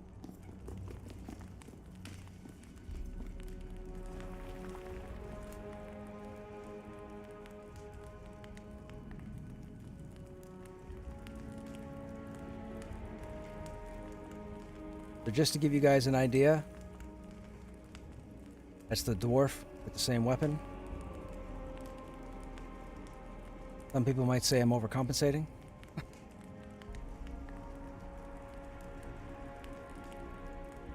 I just missed the old Pantheon forums. It's just not as hard and dark as Brad wanted it. I enjoyed it for what it is, but it isn't what I backed it. I hear you, Cross. Try to stand next to me when I equip it. Gotcha. What level are you? Level 50, Wakufa. Making me want to come back and give it a real go. So, I'll say this, guys. With the 200% XP bonus between now and the spring update, let's be honest. Let's assume right now that the spring update is not going to come until late spring. So you're talking end of May, beginning of June, okay? Let's just say. They might surprise us and say, it's April. But chances are it's not. Chances are it's going to be towards the end of May or the beginning of June, what have you. If they haven't announced a timeline, I get it. But but it's probably going to be the end of May or beginning of June. With that said, you still have February, March, April, May, right? That's 4 months. You can take a handful of tunes to level 50 right now in this game in 4 months with the bonus XP. There's a lot of people. The people that are playing on the Stormona server are the people that want this game to succeed. They are playing religiously because they love to play this game, no other reason. So, if you wanted to give this game a go, if you wanted to come back into the game, now is a perfect time to do it. Now, you might sit there and go, oh, I'd rather wait for the reset and I don't want to risk losing my tune. I don't know what to tell you there, but it's always good to get familiar with the geography now, because when XP slows down on the spring update, you're going to wish you were here for the last 3 months trying to figure out where to go. I'm telling you. If you were here before the bonus XP and you thought XP was bad, it's going to be worse after the spring update, just so you know. So, you want to get familiar with the game, now's the time to do it. Give you an example. I know a number of you go on about wanting to have a map. Take my word, you do not need a map. If you play this game regularly, you will find everything.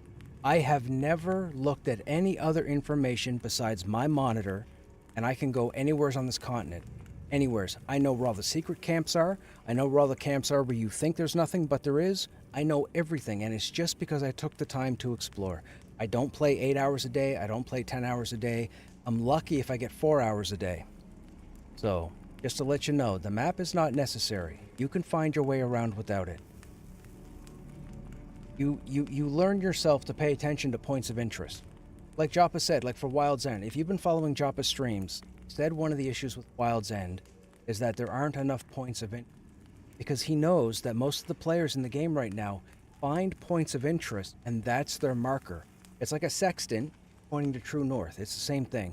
You run over a hill in Wild's End, you see a goblin ruins, but you see a specific pillar sticking out of the ground, and you're like, oh, I know where that is. So what I want is over this way.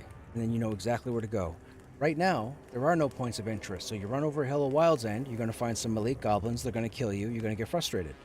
It's just the way it is. Welcome to Pantheon. But trust me, you don't need a map.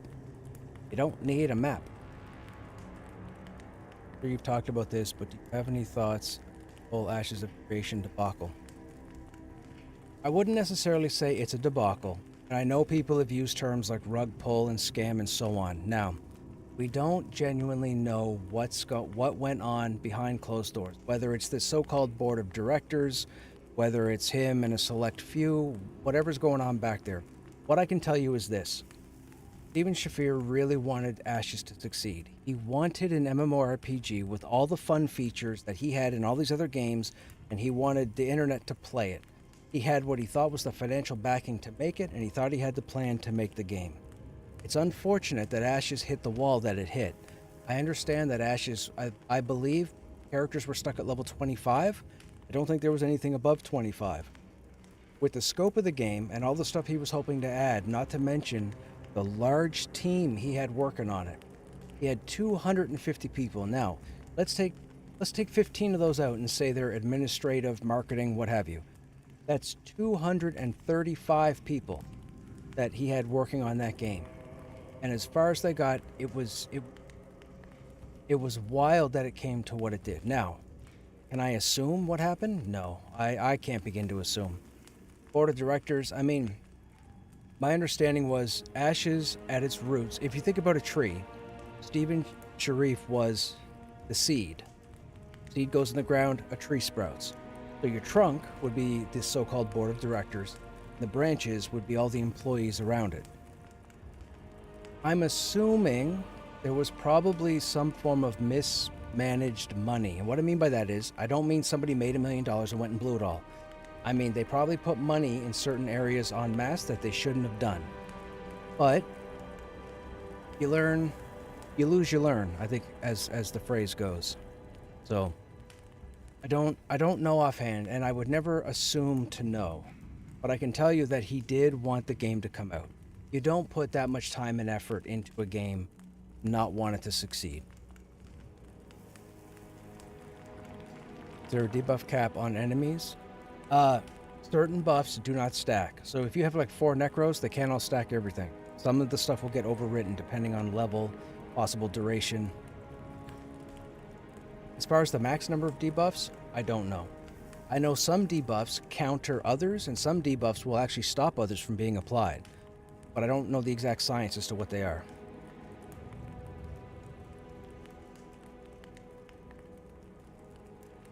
Let me catch up the chat here.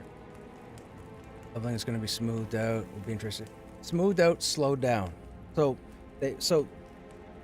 Never mind the bonus XP. Current XP grind, graph. Okay? That's where it is right now. Hypothetically. Where it's going to be on the spring update, here. It's going to take you longer to level, which has always been their plan. This is not going to be a get-rich-quick scheme type deal. You're not going to be able to get level 50 in a week, whether you're a no-lifer or not. It's not going to happen. You will have to crawl. My interesting thing is, what are they going to do with quests? Are they going to make quests justifiable for XP? Are they going to make quests justifiable for the rewards?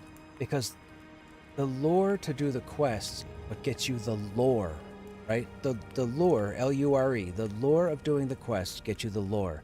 Right now, a lot of the quests don't have a lot of lore tied behind them. They need to.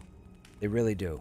You gotta go into Thronefast, you gotta tie the town of Avelia to the Goblin Ruins, you gotta tie it to City of Thronefast, you gotta tie it to the Godai Fort, you gotta tie it to the Manor, you gotta tie it to the Unstuck.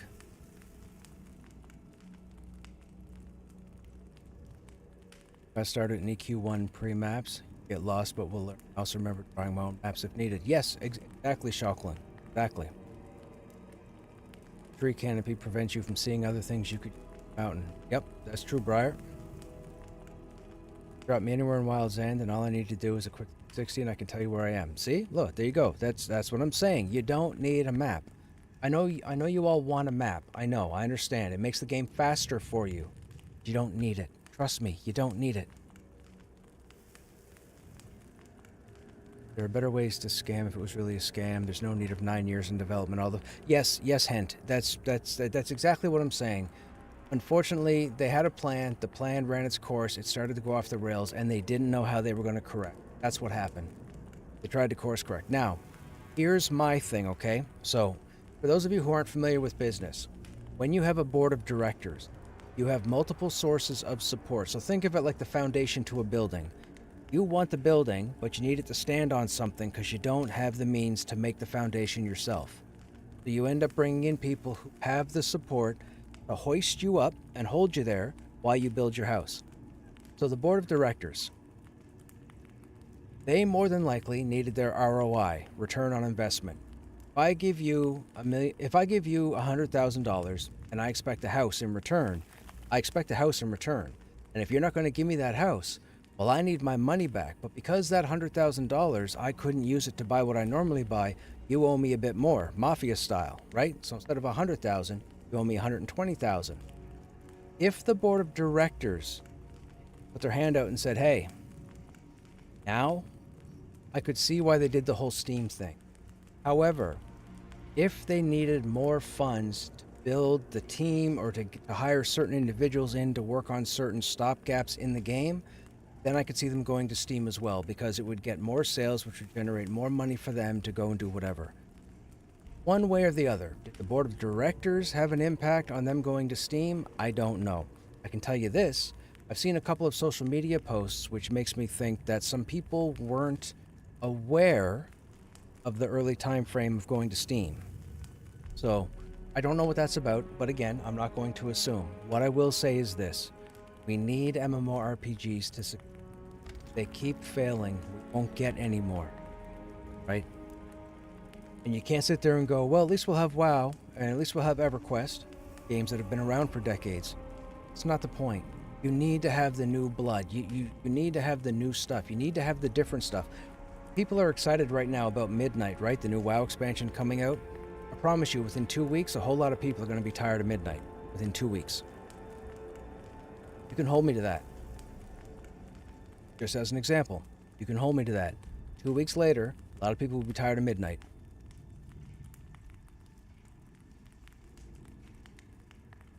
Does Pantheon still have double XP on? Yes, it does. All the way to the spring update. So if the spring update is in June, we have double XP every day until June.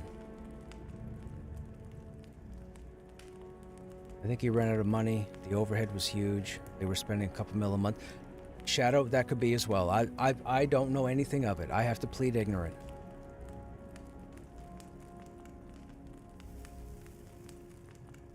You don't know you're going to take that week off? BRK quest is... Yes, Black Rose Keep, Smoldering Trenches, and Enclave. The quest line's fantastic. But those quest lines came in once they got the writing crew on. Like Ronik. Ronik is like...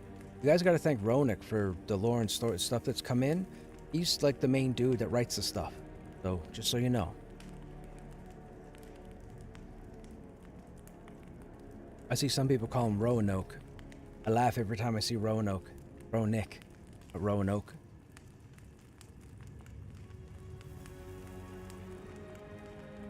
We don't need a map. That's right, RMS. We don't. Ashes wasn't a scam. They did last few days is 100% a scam. Again, I don't want to assume, but I know if you've been following Ashes since the beginning. Now, I haven't played Ashes, but I've been following Ashes since day one. I watched all the introductory development streams and everything. He wanted that. He wanted to make not a WoW killer, but he wanted to make something that would stand out today in the MMORPG market, environment, whatever. That's what he wanted. What happened between now and then? I don't know. I don't know. I can say one thing. There are a lot of games out there that don't have a team of 250 people. So, could the team have been too big?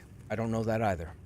I know he wanted everything. He wanted PvE, he wanted PvP, he wanted realm versus realm, he wanted the sieges, the whole 9 yards. My puzzling issue is, why did he not go past level 25? That's what I'm intrigued of. Why did he not go past 25? Because that was really puzzling to me, because even Pantheon went to level 50 like a year ago. Technically 2 years ago.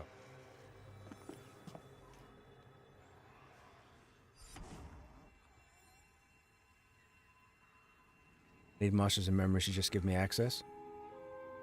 During those 2 weeks, they'll say it's awesome, love it, then after 2 weeks, not enough content, lifing it. Yes, that's typically how it goes. And the reason why I say that, it's not a dig at World of Warcraft. World of Warcraft obviously is a phenomenal title, franchise, whatever. Still, I believe it's still the most actively subscribed game. I think Final Fantasy XIV might be behind it now, but it's still top of the ladder. I'm just saying that over the last 3 or 4 expansions, maybe even 5 expansions, there hasn't been enough content for a lot of players in World of Warcraft. Those expansions. So, and I know this because I've had quite a few people talk to me. I have people that want me to try the Soul Saga or Soul Saga. They want me to try the War Within and then go to Midnight. I don't think I can do it. I have too much attention to Pantheon. Consider looking at WoW again. I actually had 4 people ask me if I was going to do the Burning Crusade Classic server for WoW. I don't think I'll do that either. No foul to WoW. It's just my addiction is Pantheon. I am all about Pantheon. Everything that, well, most of the stuff they're doing with Pantheon, I'm not going to go into what I don't like, because a lot of you probably like it. I don't. So, but I have to live with it. I am the minority.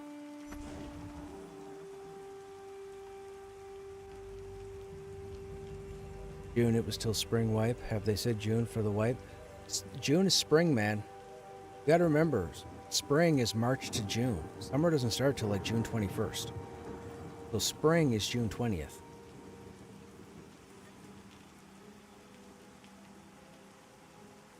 No map is needed in Pantheon's current state. That's correct. No map is needed. In fact, the exploration and learning and the danger of exploring is kind of awesome. Yes, it is. It's one of the coolest selling points of this game is the exploration. You're supposed to run out and get aggroed by a spider that you didn't see, and then he calls his friends and they eat you for breakfast and spawn 15 minutes away and have to run to get your corpse all over again. Unless you make friends with the necromancer or a summoner who's nice enough to summon your corpse and then find a priest who's able to res you. So...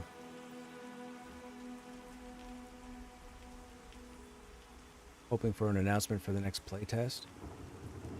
Love our 36-hour weekend test. Right on Soulfire. Yeah, they said possibly before beta, which is March.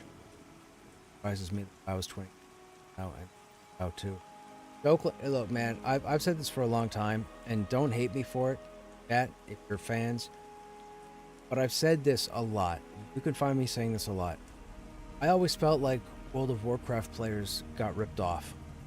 And I say this because with a team like Blizzard puts out phenomenal content, I feel like World of Warcraft's been out for 22 years, but they have what, 11 expansions? Is that correct?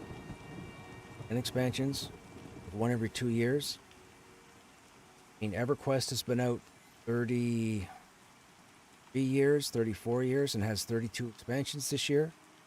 Like, they pump out expansions every year. I feel like Blizzard should have been doing the same thing. Now, I don't know what else was going on there, but I'm pretty sure Blizzard had enough money, popularity, and team size that they could have given WoW players more content more frequently. I don't know why they didn't, but they could have. And I've always believed that. If Daybreak's team or Darkpaw's team can pump out an expansion for EverQuest and EverQuest 2 every year, surely Blizzard could do the same. Why they didn't, I don't know. I always felt like World of Warcraft players didn't get the content that they should have gotten as frequent. So, and no one's going to change my opinion on that. Their expansions were no bigger than any other ones, and as far as I'm concerned, EQ expansions are bigger than WoW expansions. Hands down. Always have been.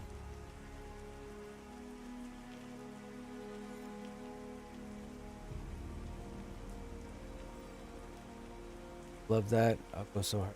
By dragons. Is he counting money? Possibly. WoW did something no one has ever done before. Global. I'll level 80s and just said, sure. Okay. Needed a part 2. So, when they first talked about... Okay, so I'm going to give you guys a bit of gaming history for those who don't know. When they first started talking about Project Titan, the whole world was thinking World of Warcraft 2. World of Warcraft 2, everybody was Project Titan, except Blizzard. Project Titan became Overwatch. That's facts. That's how it was. So Project Titan became Overwatch. When it did, it wasn't shown to the public, but Blizzard made it sound like they were going with a sci-fi style MMORPG. People thought they were going to get a World of Warcraft with guns and stuff. That didn't happen. Project Titan became Overwatch. Overwatch was shown as a team versus team, MOBA, whatever you want to call it. The fact that Blizzard hasn't done a World of Warcraft 2, I have to assume they're making enough profit that they don't care to make a sequel. Now, maybe if a bunch of people leave to go play something else, hopefully Pantheon, maybe Blizzard goes, okay, you know what? Maybe it's time we bring out the next iteration. I feel like they should. I understand them, like, WoW people are going to hate me.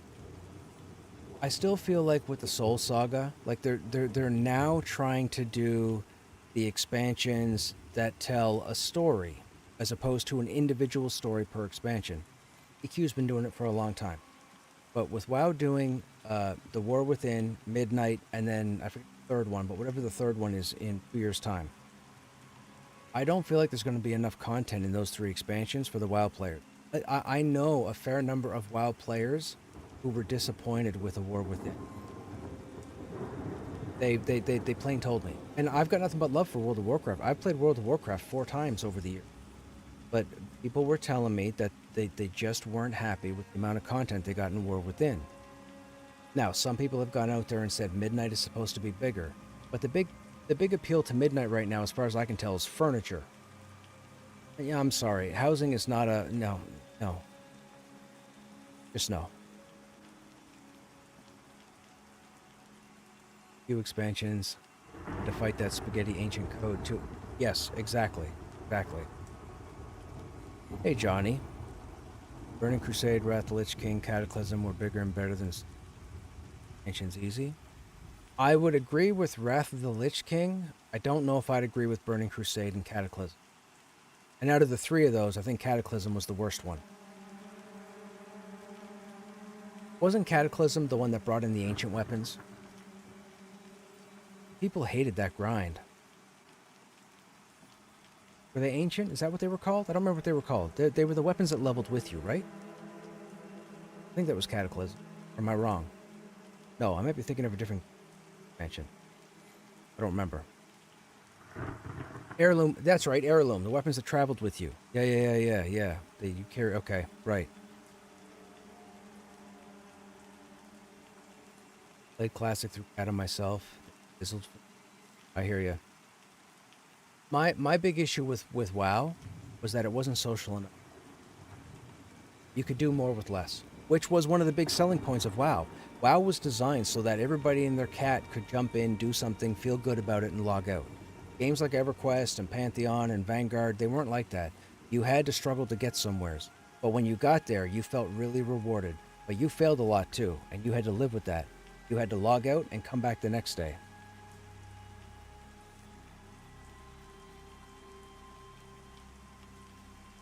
Oh, Lost. Speaking of StarCraft MMO, when they started announcing StarCraft Ghost, people thought StarCraft Ghost was an MMORPG until it came out to be what it was. But they thought Ghost was going to be their StarCraft's version of an MMO. Not what it was, but that's what they thought.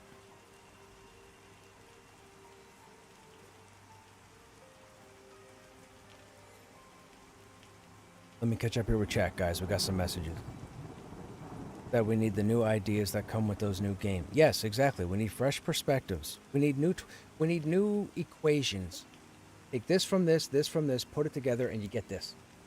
Does that catch on? Does that draw attention? No. Okay, well, what if we have this, and we have this, and we have this, and we put them together? This get attention? Yes. Okay, let's roll with it. That's what we need. We need not necessarily innovation, but we need more stuff to choose from.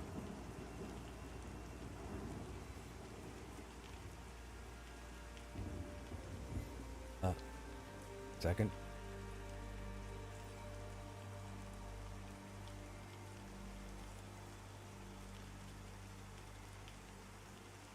Okay, sorry, chat. I was in a chat for too long. It's distracting me from paying attention to you guys. The dev team at WoW is so cooked, I wouldn't want to play WoW too. I agree with what you were saying. I'm an EQ2 guy, never got into WoW myself. I enjoyed, don't get it twisted. When I say I played World of Warcraft 4 times over the year, I enjoyed my time in it. My issue was it didn't keep my attention. That was the problem. I didn't willfully leave. I didn't just decide, okay, I'm done. I was doing so much more in other games. World of Warcraft lost the tug of war. That's what happened. And then I did it a second time, I did it a third time, I did it a fourth time. All same results. I tried to give it a better shot, and I ended up I just ended up driving out of that lane and going into something else. It just didn't keep my attention. It wasn't social enough. I didn't need to make a bunch of friends to get somewheres.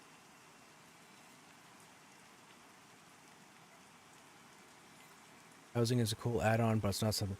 Right, yeah, housing should be an add-on for those who want to do it, but housing should not be a main selling point. They won't do it better than EverQuest 2. Next to Star Wars Galaxies, EverQuest 2 is the best housing system in the game. There's a billion different items you can get. You can craft furniture and items for your house. You can get quest rewards for items for your house. You can go out and run group dungeons, and if you know where to look and know what to click on, you can get rare random furniture stuff out in the world, and you can get it in raid zones, and you can get it on the cash shop. So, like, nobody's done housing and furniture like EverQuest 2. You got to trust me on it. Nobody, except Star Wars Galaxies. The problem with Star Wars Galaxies was their building was social. It was community. It was 100% player-driven. There was no personal home. People built entire cities. For those who never played Star Wars Galaxies was MMO. I don't know if I'd necessarily say RPG, but it was an MMO. But if you had guilds, or if you had 50 people who all wanted to build Tatooine, you could go to a spot on a planet and build stores and markets and training areas, and people built entire cities. No other game in history had done this. WildStar didn't do this. Even EverQuest 2 didn't do this. EverQuest 2 was all housing. You purchased one of 20 different types of apartments or houses, and you decorated it. And then over time, they started giving prestige houses, which were actually sections of zones in the game. The next time I jump on EQ2, I'll log in Krushnek and for you guys some housing. But yeah, like Star Wars Galaxies, the whole population spend their whole time building stuff, and you'd build a city, you would stock it with your inventory, you would set your prices, you would prop up merchants, and you would walk away.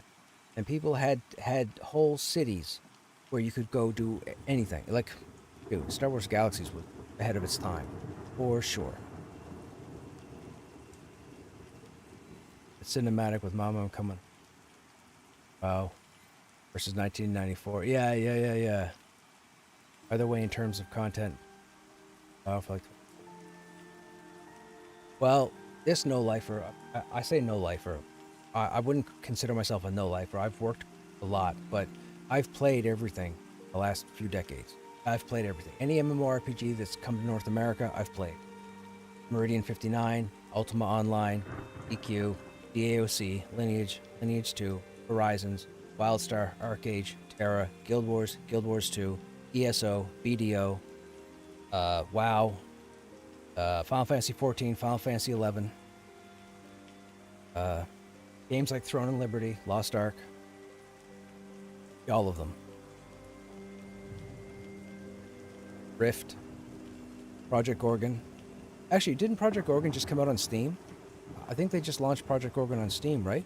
Which is good for them. I know. Unfortunately, I forget her name, but I know she passed away. But it's phenomenal that they put it on Steam. I hope it catches fire. I know there's a few people. I'm pretty sure there were a few people streaming it yesterday, I think. I just haven't.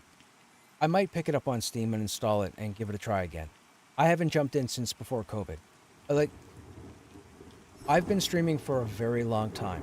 I've been here since 2013. I'm probably one of the oldest, longest streamers that you'd know, but I'm unknown for the most part. Back when I first started streaming, I was pretty big. I used to have about 1,100 people hanging out here.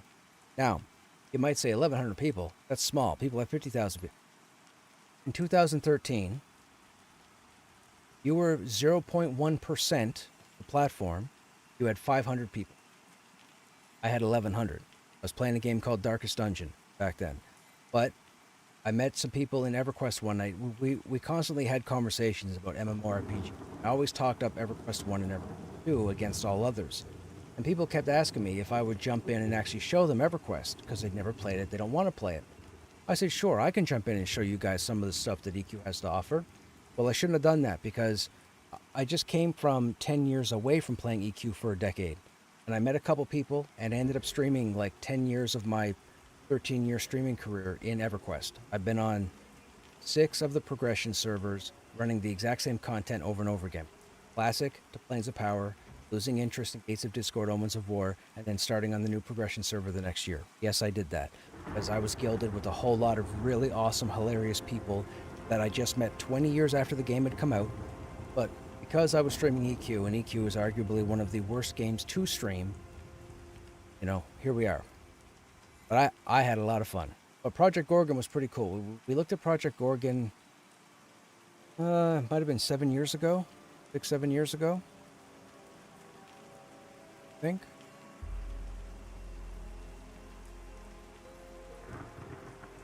Why'd you say Star Wars Galaxies is my favorite MMO of all time? Dude, Star Wars... Yo, look, I had a Jedi in Star Wars Galaxies before the NGE.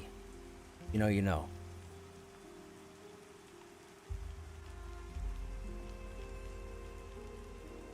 Housing is just a cash grab, it seems. Monetized. For World of Warcraft, maybe, but EverQuest 2 wasn't like that. 90% of the stuff in EverQuest 2 came from dropped loot. Or crafted.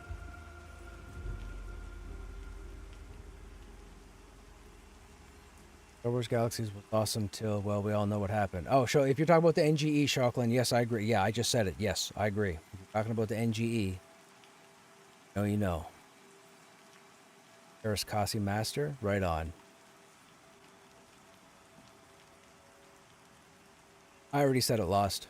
I already said it. NGE, it's out there. Horizons, either Dragon. Yeah, dude, Horizons was cool, but so for those who don't know, there was a little I forget the subtitle. It's Horizons something of Illyria. Yes, is it Illyria?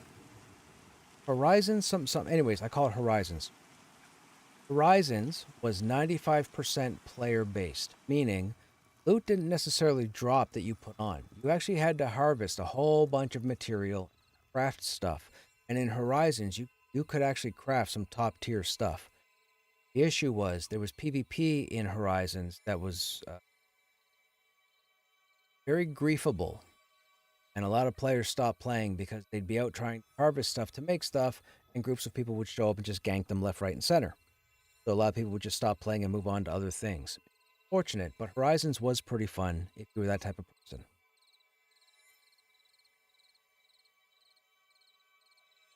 I bought Project Oregon 8 years ago. Been trying it again. I still I'm pretty sure where I picked up Project Oregon around the same time, Maskier, I'm pretty sure I just need to download it and install it. I don't think I need to get it again off Steam, right? Pretty sure I just need the launcher. But for those who don't know, Project Oregon is interesting. Project Oregon was developed by a very small team. Actually, it started as 2 individuals. I believe they had both worked on a game called Asheron's Call, if I'm not mistaken. Now, when you look at the game, yes, does look a little dated because it's been in development just like games like Pantheon and whatnot. They've been in development for a very long time. The interesting thing about Project Oregon, just to give you a tiny bit of what's in there, okay? Just a tiny bit of what's in there. If you go to a specific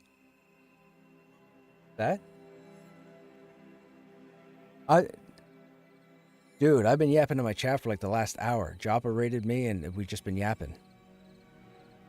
Yeah. I wasn't listening to half the raid or nothing. I was like, I'm just gonna do what I normally do and see what happens, and thankfully I lived the 3rd time. What was I saying? Oh yeah. Dude, for real. I'm dead, the healer's dead, and all 4 monks are at full health on stage 4. That doesn't make sense. That defies reality. So what was I saying? Oh yeah, so imagine playing an MMORPG. Go to an NPC, and you see, I may as well ruin it. You see an item called an autopsy kit. You're looking at it and like, that's a weird thing to have in an RPG. Not for a quest. All right, whatever. And somebody comes along, sees an autopsy kit and goes, oh, what's this? I'll pick it up. Then all of a sudden you go out into the field, you start fighting stuff. You just randomly happen to think you can perform an autopsy on a wolf. Sure enough, you can. Learn a little bit about the wolf, get some experience towards performing autopsies, and as you build up that skill level, you learn more things about how to harvest certain organs from the animal, how to fight the animal, what its weaknesses are. That's just a little tiny bit that has not existed in any other game in history. So if you want to play a game where they threw in a bunch of little things that you wouldn't normally see, you give Project Oregon a go. For real. When I found that out, that was one of the coolest things, because in EverQuest 2, you had the Sinister Strike ability. Sinister Strike meant if you went through the game and you fought the different races in the game and you managed to collect their body parts to study as part of their lore and legend, you learned an ability called Sinister Strike, and all the different races would list under that strike. So when you went into combat, that strike would do a wicked amount of damage specifically against all the races that you had studied. Project Oregon did something similar, but they went way further. They went to the point where you could actually perform an autopsy on everything you killed and learned everything about the mob to your benefit. So again, that's just one tiny little thing in Project Oregon. There's a bunch of stuff. And they were a small team to start. There were 2 individuals to start, if I'm not mistaken. And then I think there were a couple of their faithful diehards who I think jumped on to give them a hand. But one of the 2 unfortunately fell ill and passed away a few years ago. But they're still working on the game. It just hit Steam recently, and I believe they just did an update, if I'm not mistaken.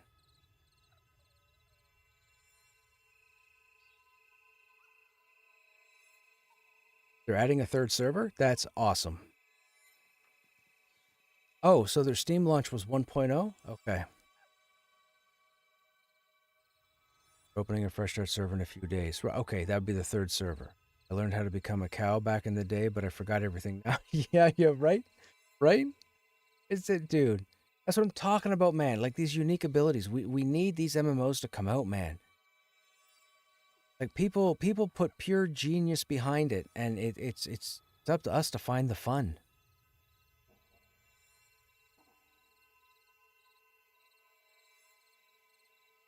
Blizzard's reluctance to make a WoW 2 fit to do.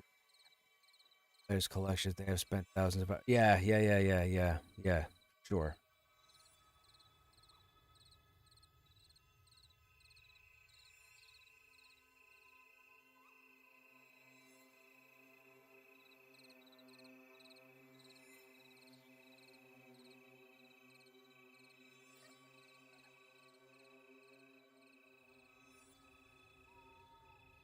Let me ask you guys some questions. Pantheon related. If you play Pantheon currently, what has been your favorite class?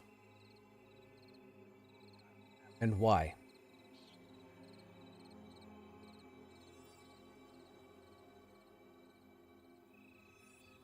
The fun, Enchanter and EQ1, and turning yourself into a point on the floor of the bank and having people trying to pick you up, right?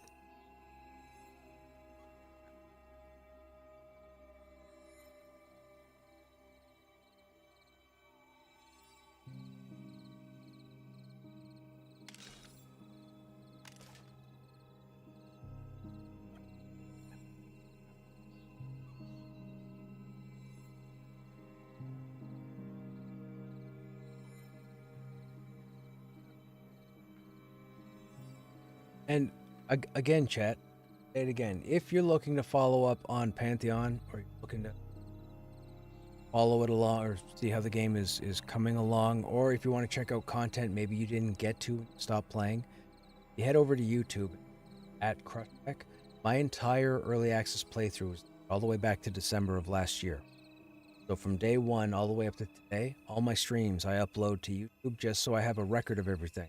Now, once the spring update hits, I may start removing some videos. Some information is going to be null and void and wrong. But if you're looking to do some research, I would tell you it's a good place to look. It's probably the only place to look. You'll have people doing recap videos and highlight videos, but if you want true, real crawls, making groups, all the stuff, you definitely want to check that out. Nobody's asking me to do it. I have no ties to Visionary Realms whatsoever. I just do it because I love this game, period. And I want as many people to get a full understanding, because too many people are out there being ignorant. Too many people are out there just spouting at the mouth or the fingers to spout at the fingers. So I don't blow smoke. If I tell you something, you can go find it. So it exists. You don't have to take my word for it. It exists. You can actually watch it yourself. That's part of another reason why I uploaded my entire early access. Is I want people to know that when I tell you something, I'm not making it up. It's fact. Because you can go over there and find it. See for yourself. Paladin is just a blast to play. Yes, Paladin is yes. Paladin most certainly is a blast to play. This is going to sound corny, but I'm going to say it. I've played every class I've rolled every class in the game. Except for the priests, I've loved every single class. The only reason why I didn't like the priest, because back when EverQuest first started, I was a Dwarven cleric for about a decade. I got into a game called Vanguard Saga of Heroes, which was the first solo project from Brad McQuaid, the individual behind this game. I ended up getting into the development beta on day one, and I became the in-game warrior class lead. Because when I got into Vanguard, I decided that with all the whining that went on in EQ, with people either blaming the healer or the tank and never everybody in between, I was like, let's see how the other side plays. Instead of rolling a healer, I rolled a tank. I fell in love with it. I worked with Sigil to build the warrior in-game.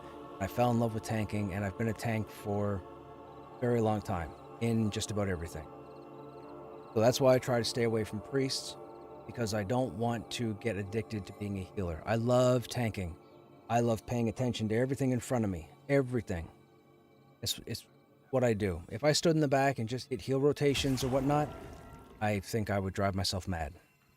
But that's just me. Wizard is my favorite. I love being highest DPS until. But he was max right on Shadow. I enjoyed Warrior because it's a tank with group buffs. Oh, hey, our group tonight took every kill credit. Okay, just saying.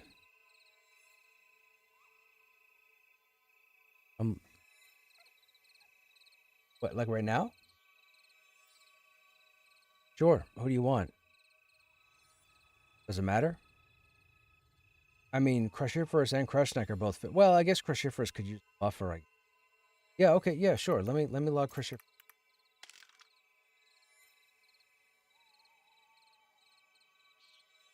Story snap. What are we talking about?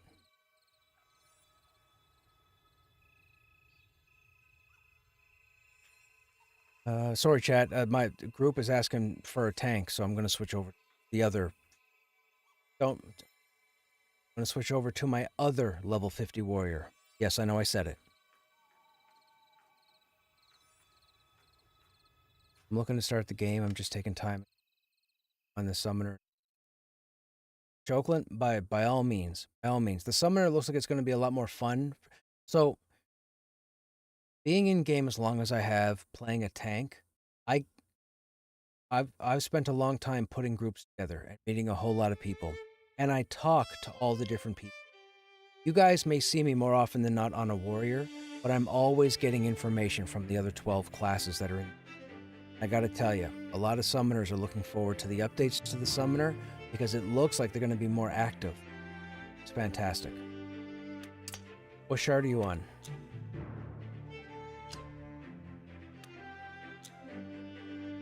Okay, I'm fighting the login boss. Okay, Snap. Okay, Snap. Enchanter is the most fun to play in Pantheon for me so far. I love the CC role. That's fantastic, Travis. I'm enjoying Paladin because... Right, my...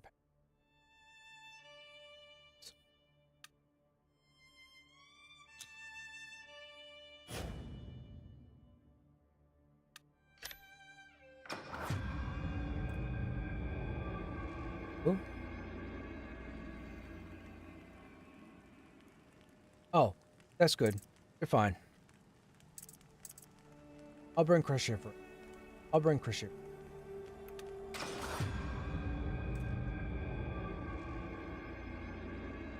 I was a druid in EQ. I loved that life. I was multi-support, helping fun, and got my epic because the community came together for me. It was nuts to do. When I look back, I'm chasing the same high. Hey, look, Red. I chase this game. I've except for Apex in Wildmount, I've killed everything in this game multiple, and I keep doing it. And it's the people that I'm playing with, and it's the changes that they make when they do, because I need to make sure the warrior is good as the warrior. Now, when the majority of warriors were complaining about the warrior being broken, the warrior was not broken. The warrior's never been broken. The warrior was just missing a couple of his abilities. That's it. I've done phenomenal things on the warrior, and I'm sorry, but it's going to sound like I'm tooting my own horn. I am. I do everything on the warrior. The only thing I don't do is tank Tell Daedrus. The reason why is because the paladins and dire lords still generate more hate than the warrior does. There's nothing I can do about that. VR hasn't changed it. I don't know what the mastery things are going to do. We'll have to wait and see till it happens. But the warrior is phenomenal. I do a bunch of amazing, ridiculous stuff, and the warrior's just great. If you're not good with the warrior, I don't know what to tell you, except maybe try and think differently, do things differently, or plan differently.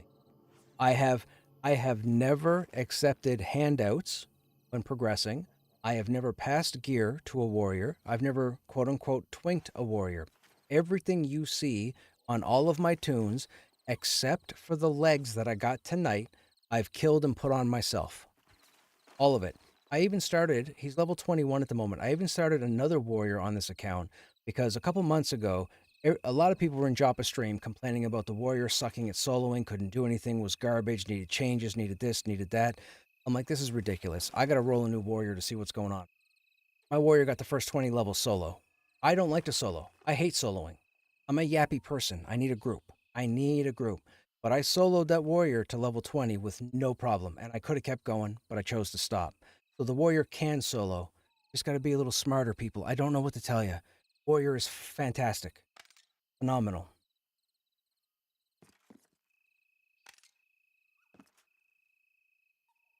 Where are we going? Okay. I wouldn't have 8 warriors in this game if the warrior wasn't or was broken.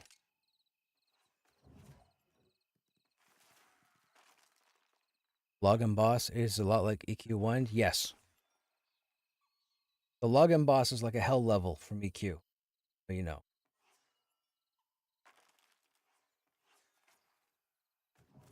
I agree.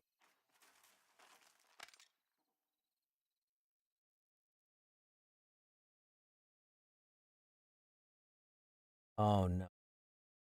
So I'll try and make it quick. Snapper's already heard it twice.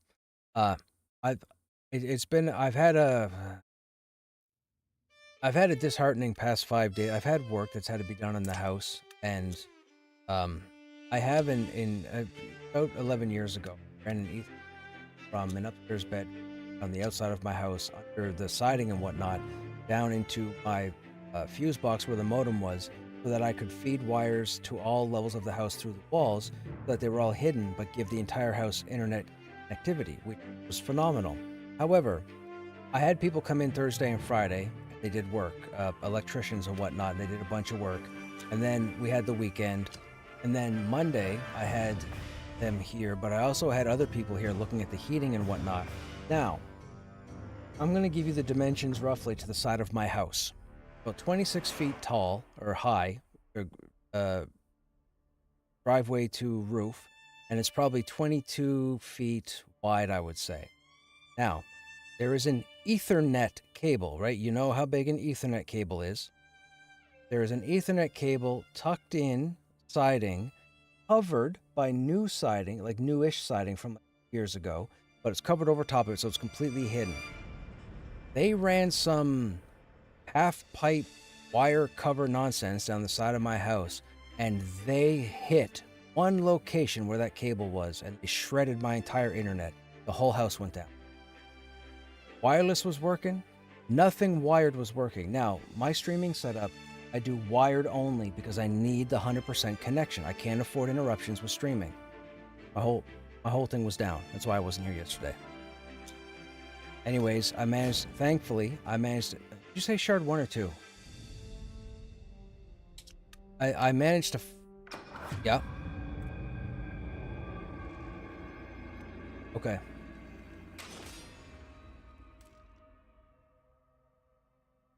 Okay.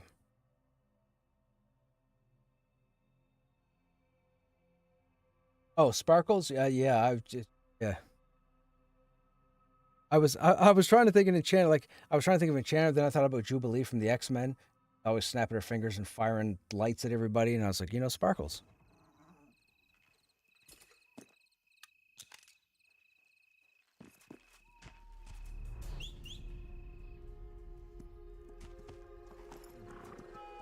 Oh, no, that wasn't where I got my inspiration from.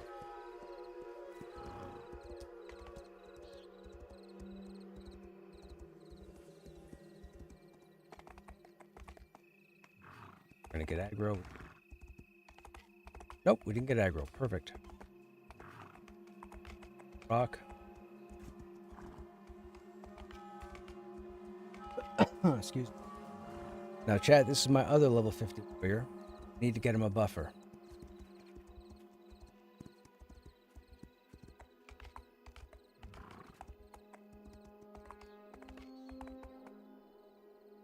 Gotcha. I'd have taken it, man. It might have been worth something.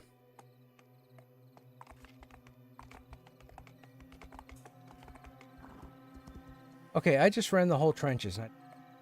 Hey, Camp 1?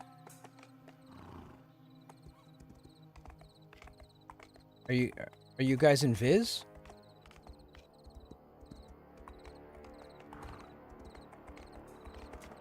Oh, now I see his. Oh, I got my graphics settings turned down, so I don't see nameplates, so I thought you were a different group.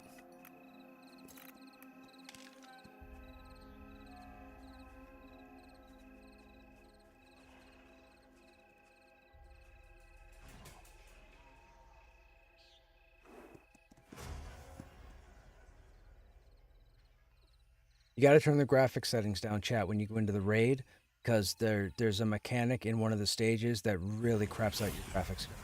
Doesn't matter if you got a 10K PC or a $10 PC. Somebody always crashes it.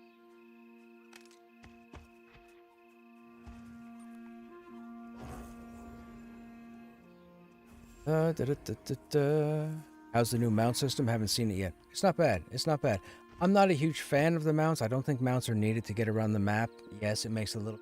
Yes, the mounts do have a bit of limitation with endurance. I get it.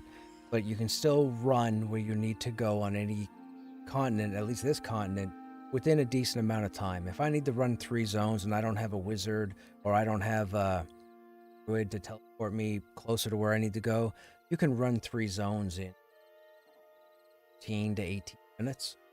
It's really not that long. The mount makes it a lot quicker. Mount, you can clear a zone in probably 2.5, 3 minutes. So they do make it faster. I haven't been a big fan of mounts. Yes, I have a mount because I got to do all the content to show you guys, what the content is. So you have an Ashen Steed, which is a rare version of the horse. Hence the high stats here at the beginning. Now, there are higher stats because the stats are RNG. They are random. But I just stopped here because aiming got up to 2, and I was like, I don't need to go for... There's higher statted mounts out there. Okay. Oh.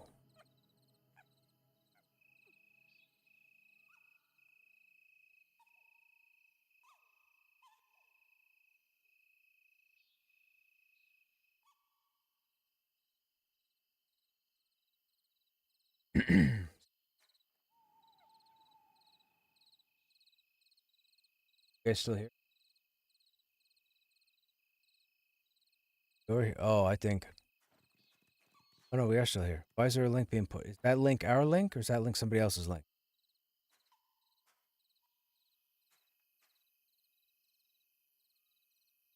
That's what I'm thinking.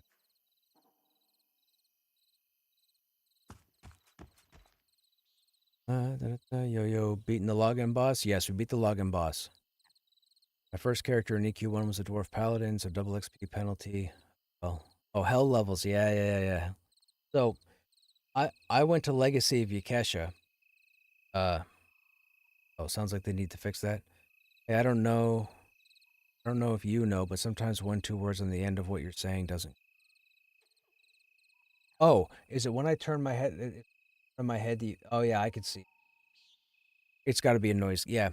So I used to use a microphone that, think of it like it had a bubble in front so that I could turn.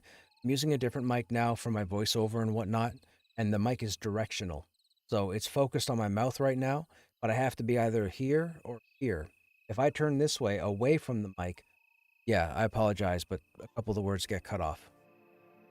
That's normal. It's just so if I'm fiddling around with my desk or what have you, you guys don't hear all the...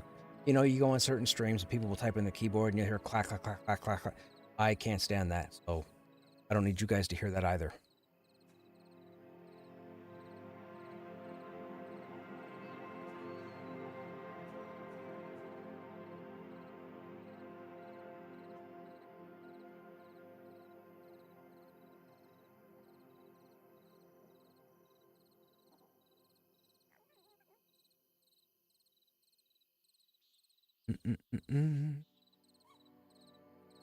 It's not bad, just no. Yeah. No, I would appreciate you guys letting me know when there are audio issues. I have it set up like that. So when you do voiceover or narration, if your mouth is not fully liquidated, lubricated, whatever term you want to use, you get a lot of mouth noise in recordings. So when you listen back to it, like having been in voiceover and narration, the amount of time that I have been in, I've trained myself to listen to other people. So if I'm talking to you online, or if I'm talking to you in person, and I can hear all the little sounds that most people don't pay attention to. I hear every single one, and it drives me nuts. And in some respects, I wish I'd never learned about audio, but now I can't get it out of my head. So, and the problem is I drink a lot of coffee, and I always drink coffee when I'm streaming. Coffee is a dehydrant, so coffee will actually dry up your mouth, which means the mouth noise way more prominent. So I end up adding a bit of a noise gate to it just to take away. Now, you guys heard none of that. I heard it all. So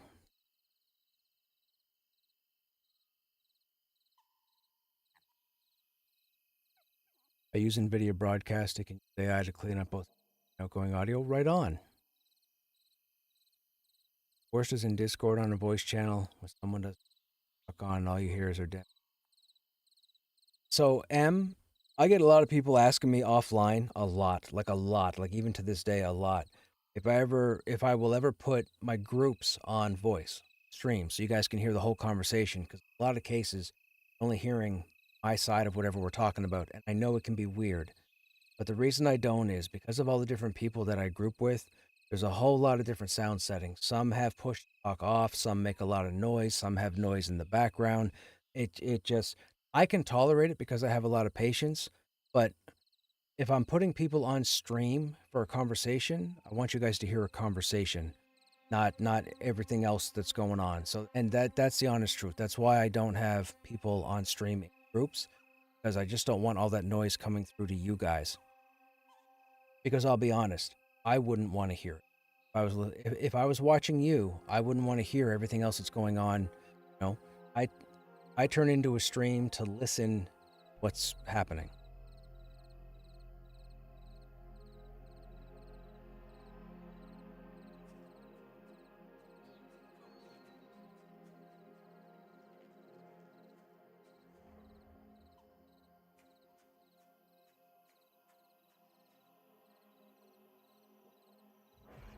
Risky, someone could say something. Well, that I'm not worried about. These people that I hang out with wouldn't do that. But yeah, it's all the other noises that happen. We tolerate it, but I wouldn't put you guys through it. Which is a shame, because we have some pretty funny moments that are really puzzling when just me talking or laughing.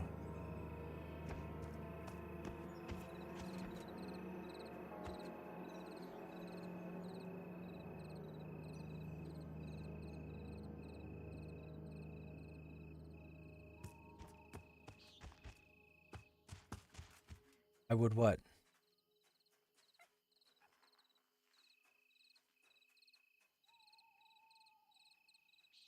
Me.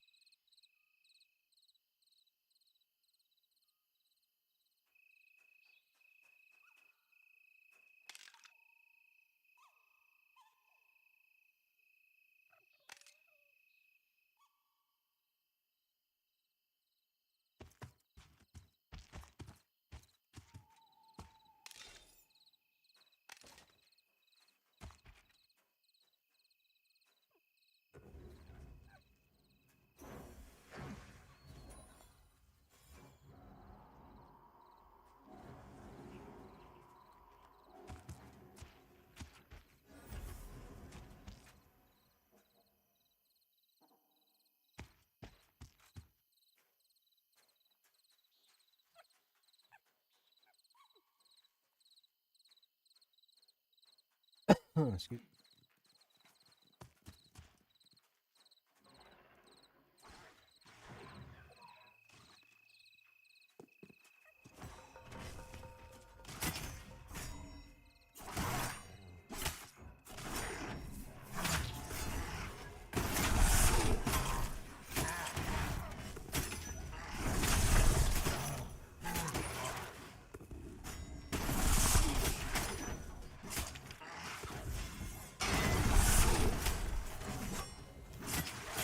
I would definitely say broccoli or cauliflower.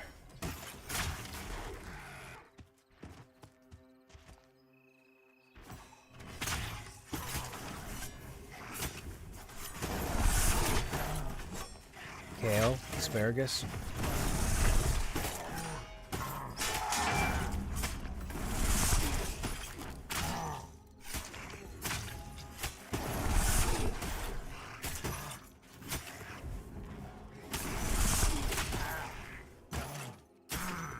Fire on.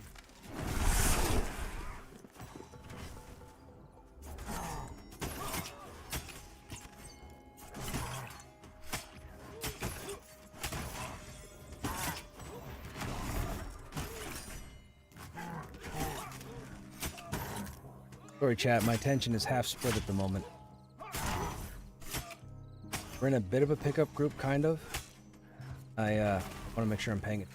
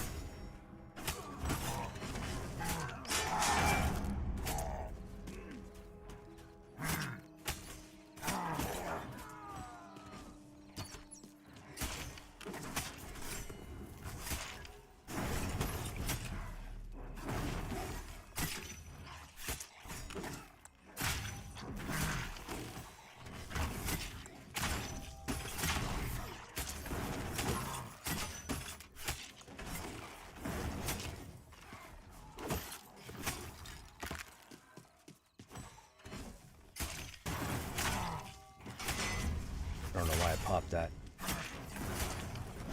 Keep it on my bar just in case. Might turn it back on. Might. Long for the day when they turn haste back on. Probably won't. Although I figured out the new haste, which I think could be what they're leaning toward. I'll show you guys who might not know. So, this certain spear that we're using, Spear of Endless Frost, and it has a delay of 2.4. So, 1, swing, swing, 2, swing. Okay, now.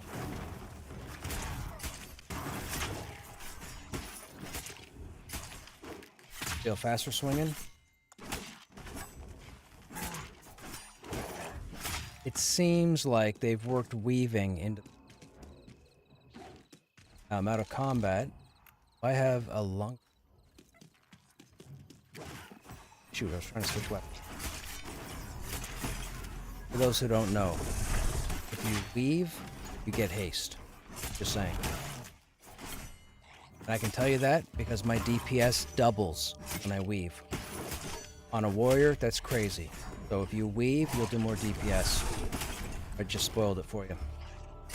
I think that's why they turned haste off. It's going to allow the player to actually do more. You're going to have to focus and do more. Now, I'm not saying for certain that's why they took haste out, but I got a pretty good guess because I shouldn't be able to swing this fast.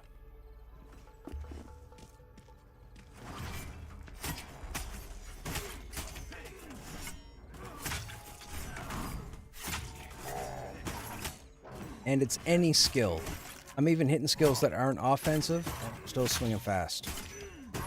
Just so you guys know, if you weave, get haste.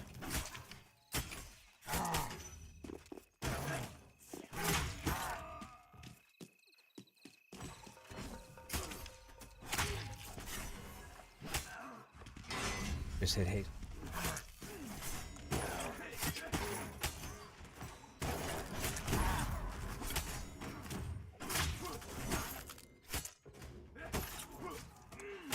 Problem is, after a while, all your skills go on cooldown, so you slow down.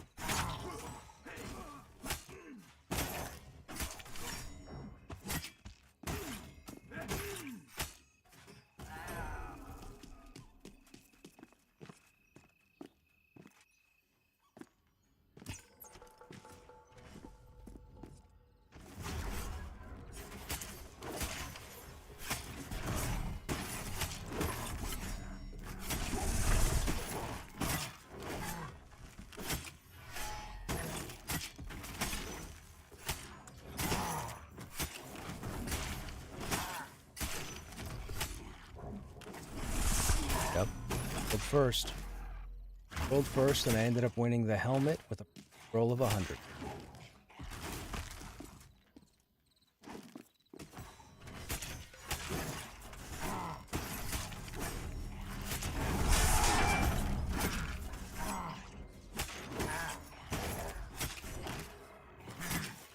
Yep.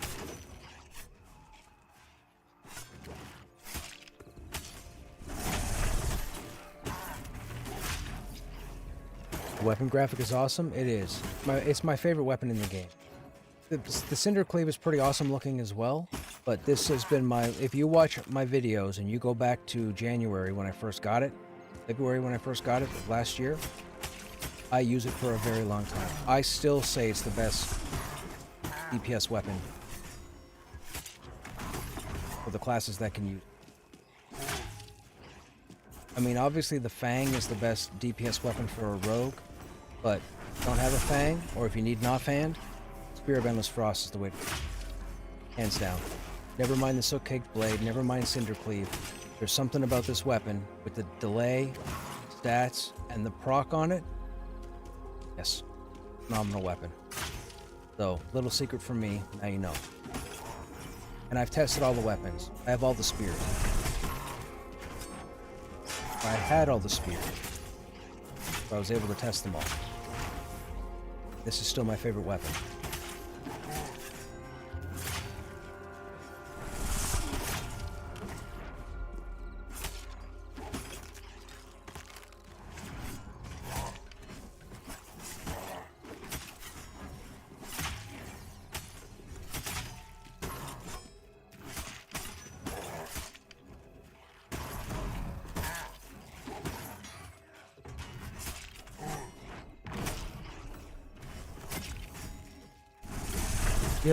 You learn a few secrets hanging out in this stream.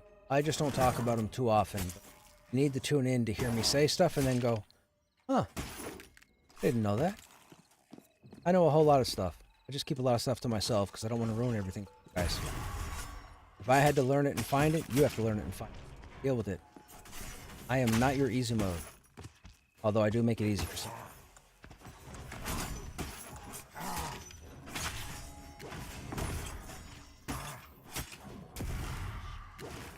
Are you wishing they would just... You're wishing they would just leave you alone?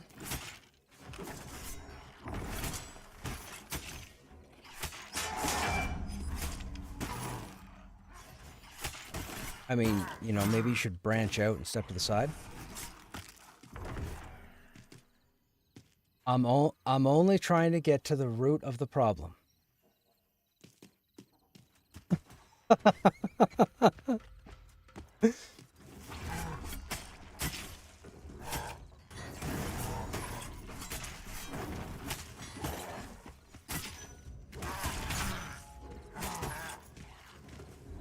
I mean, if you plant the seed, I'm gonna watch it grow.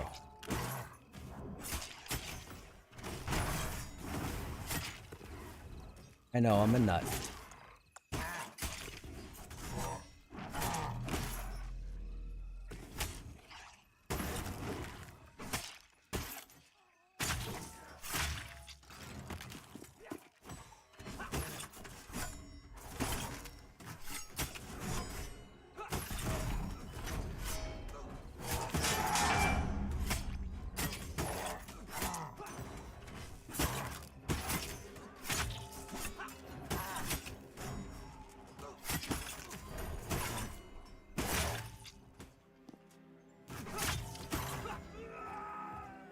So the warrior banners and the are the same design.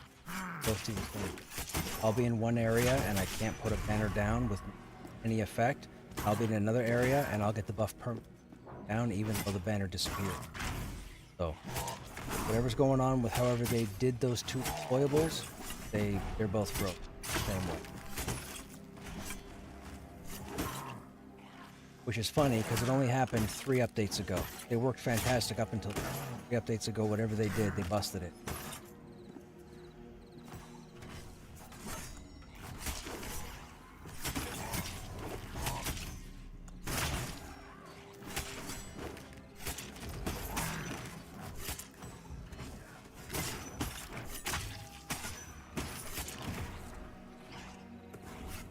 I always hate for tank spiders. I remember it being somewhat a nightmare in EQ. So, Dire Lords have the best hate if they can get their phantom stacks. Paladins have the most sustained hate across multiple targets.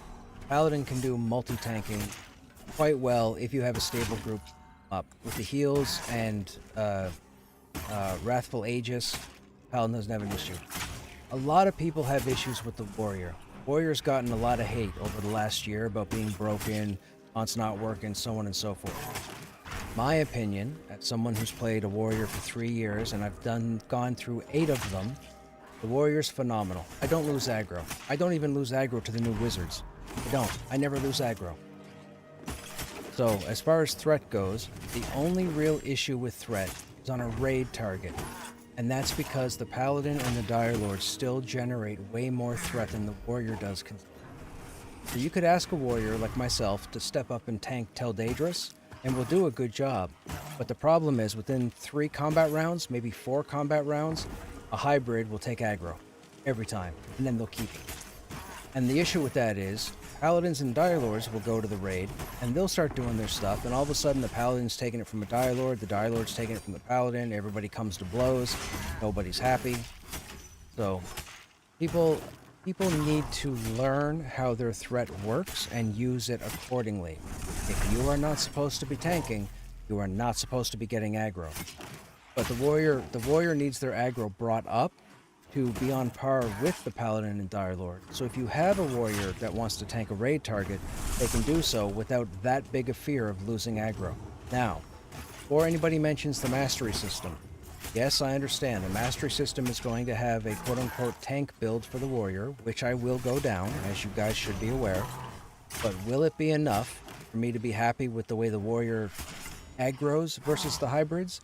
We'll have to wait and see. But if anybody's going to know the difference, it's me. And I can say that because I am the proof. 8 warriors, 3 years, killed everything, never lose aggro. I don't know what to tell you. It's other than what I just told you. So if you want to learn about the warrior when the spring update hits, you know where to come. I mean, truth be told, if you want to learn about all the different classes, you're going to want to come back here, because I group with some amazing people who give me all the information on all the classes that I share with you guys.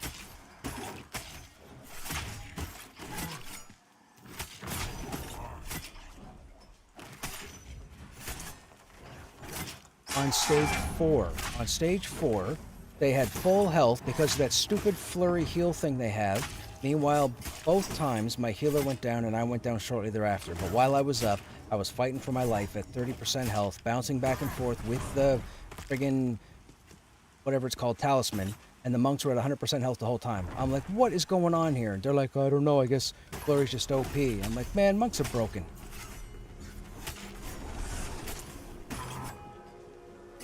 Yeah, flurry with the talisman is ridiculous.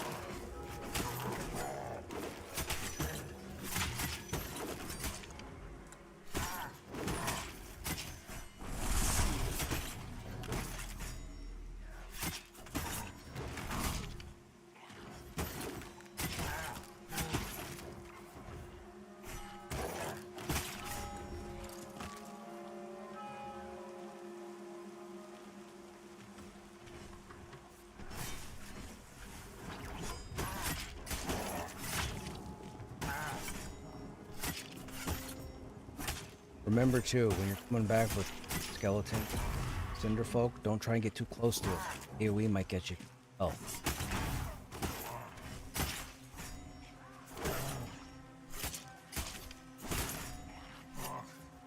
Didn't know that. That's cool.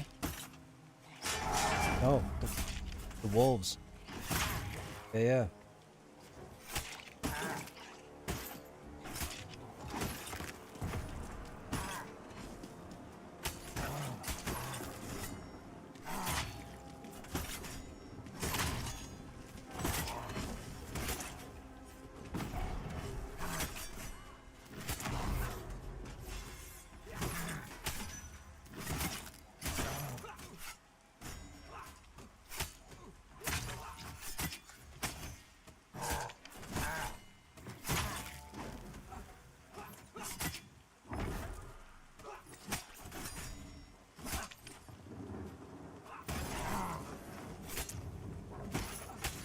I wonder, if I get the fast attack... see, back here. Swing. Ah.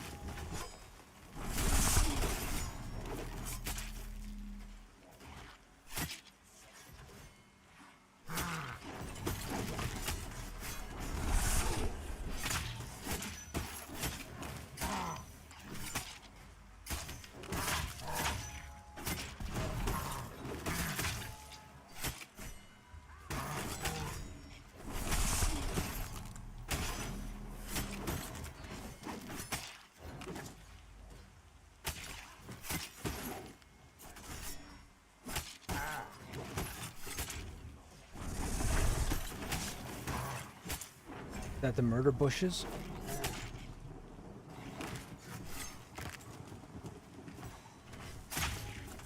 That's the murder bushes one silent playing, right?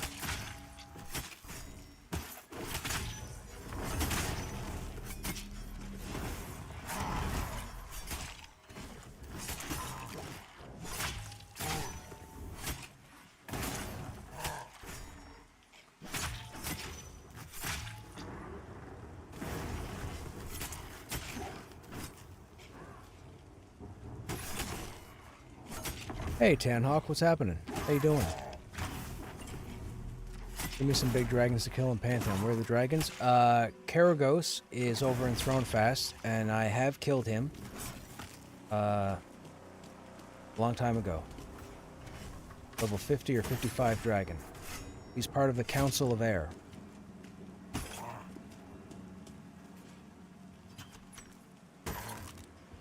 Okay, I don't know where you're going, but get back here. There's a charred skeleton that just disappeared, and I think he went back to you.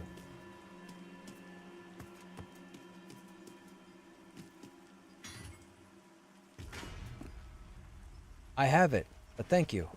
The one from Graveyard? Yeah, dude, on an ogre, the thing takes up my whole screen.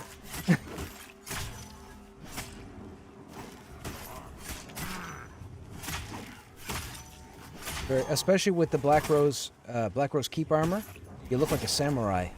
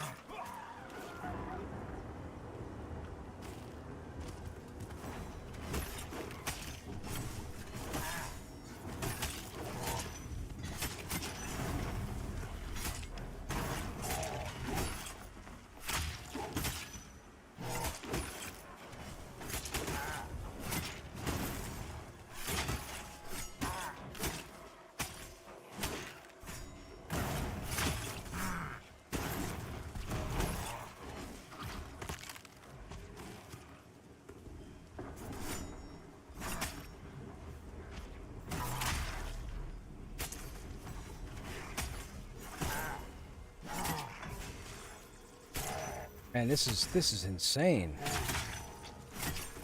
We're running healers low on mana.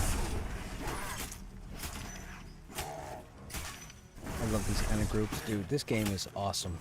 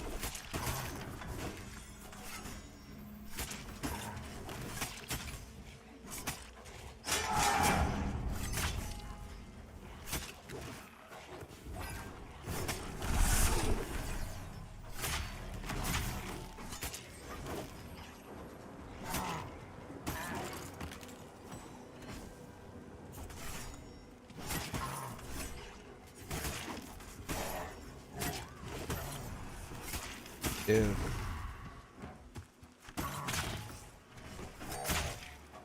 People are impressed with you, Lenore.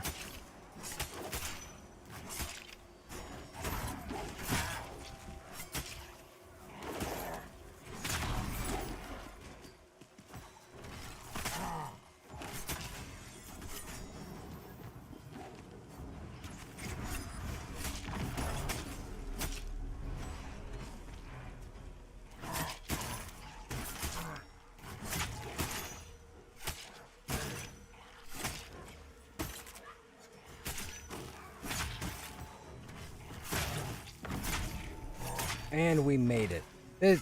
Chat, this is what I live for, man. This is what I live for. Stuff is fun.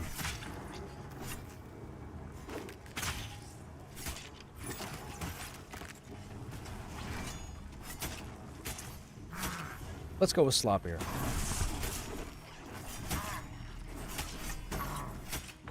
I'm just teasing Bobsa. Yeah, I'm just teasing Bobsa.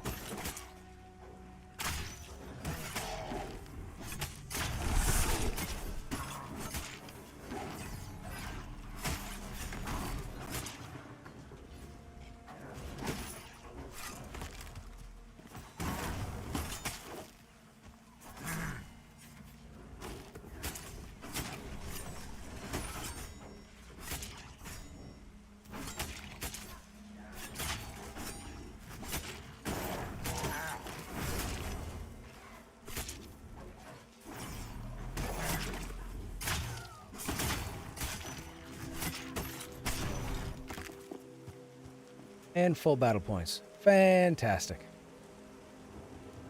Whew. Dude Knight, I'm pretty interested in this game. Does it have a big learning curve? No. You have to figure stuff out. When it drops you in, it doesn't hold your hand to tell you where to go. You have to explore. You have to hail everybody. You have to go everywhere. You have to click on everything. Is this a dungeon? You could consider it. I consider it a region. I'll say a region. We're in a zone known as Silent Plain. This is a region known as the Smoldering. It can be classed as a dungeon. The big zone in the game right now is the Enclave, this giant mountain range, all the way down to the bottom. We were there earlier this evening on a raid excursion.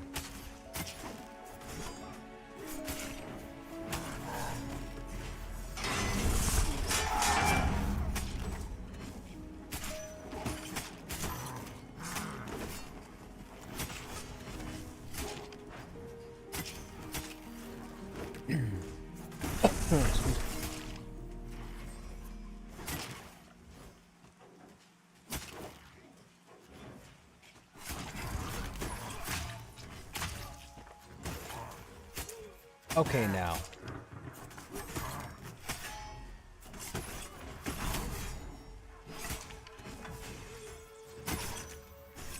Rude, man, the abuse I take. Why am I playing a warrior, man?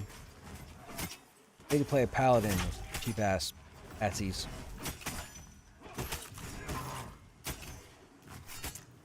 Right, yeah, exactly.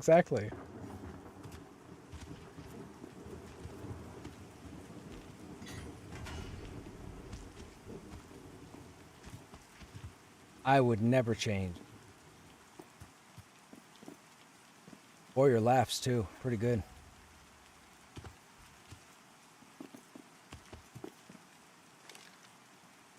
If we can try 3.3. It's two hand. No, that's two hand. Man. Rock though.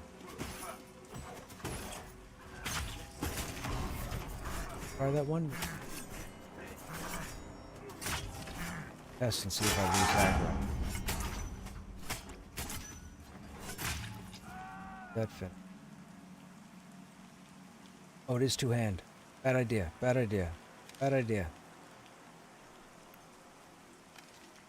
bad.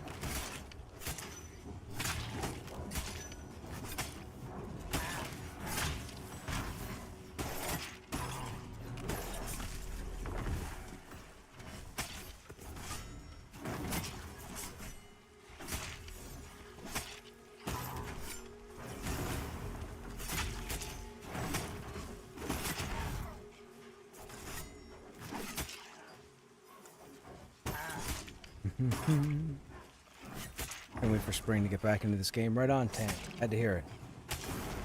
I hope a few people. I'm not going to say a lot of people because there are probably still some people who shouldn't be in a game that's in development. But I hope we see a fair number of people back in the spring. I really do.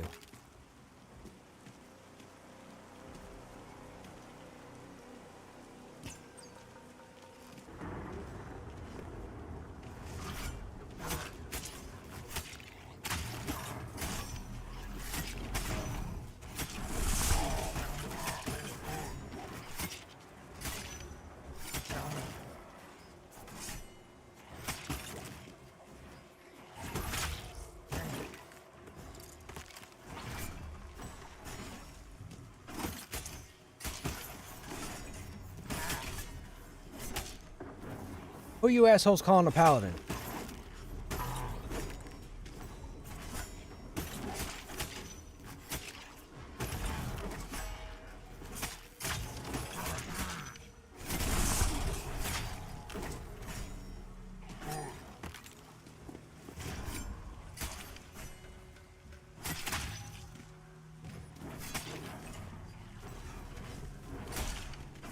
Someone who played EQ back at launch for almost a decade is a stand hybrids. A running joke all these decades later.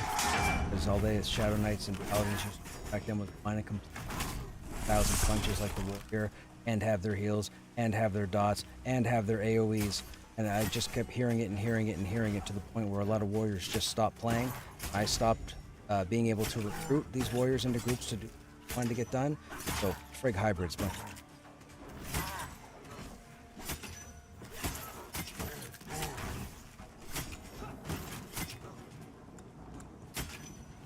Get in a DeLorean, go back there and tell them, will you?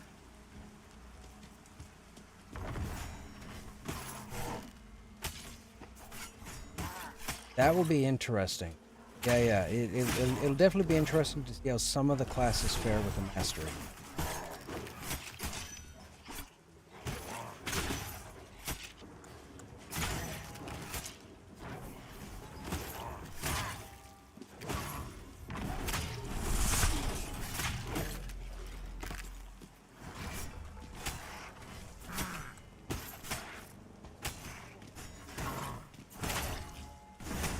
Yep.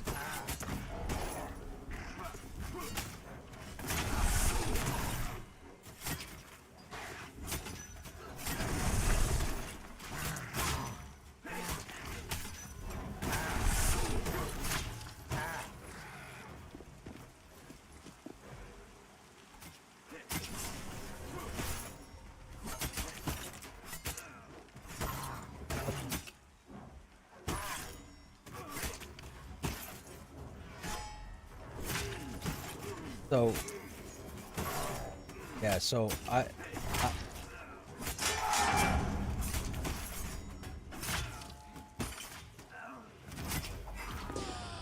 I believe with the whole mastery thing, it cost spec, and it's going to.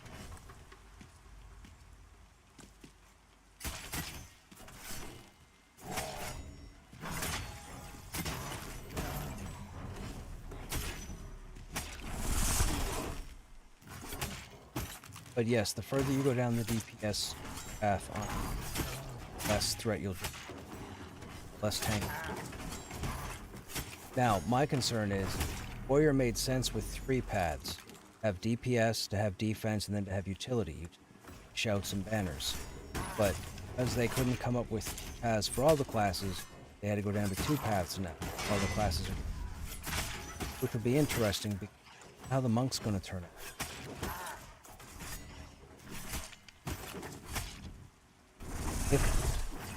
If I had to guess, it'd be DPS and tank. Yeah, or DPS and off tank.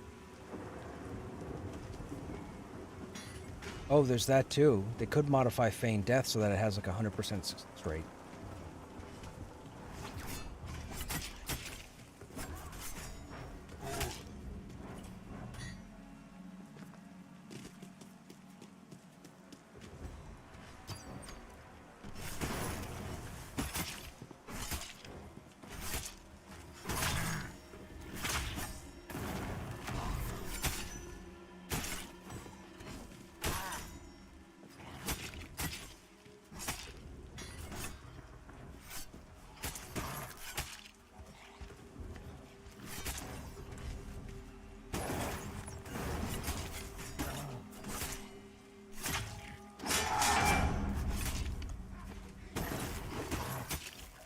Yeah.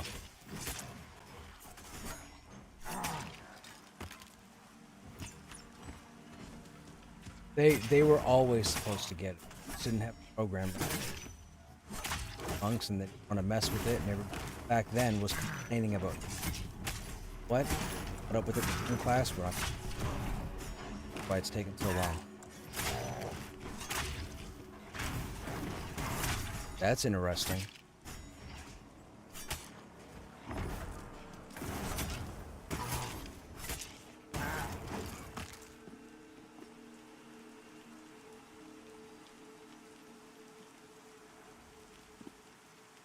I have 30.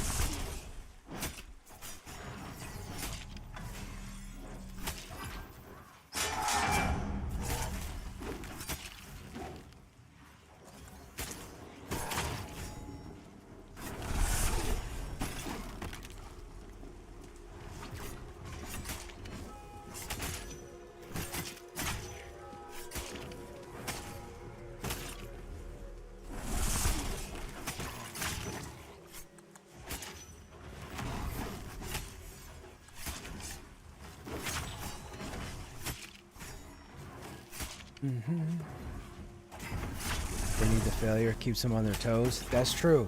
Yes, I agree. Nobody listens to me, but I agree, dude. I think that every skill should have a shot at failing. Imagine if heals could fail. Imagine.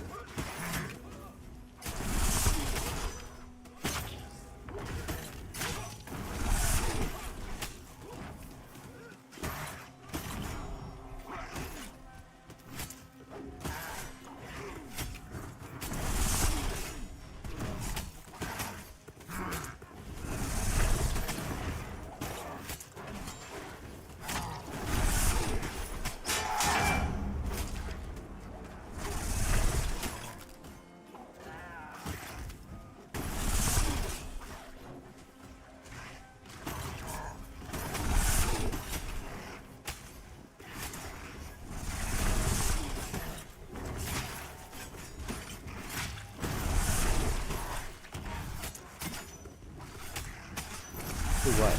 Wolves? Oh. Only swinging on one. That's weird. Oh.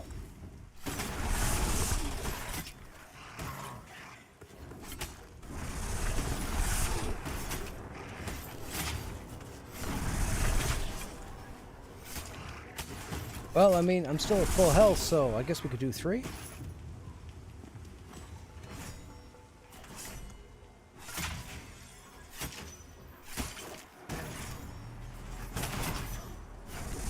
Yes.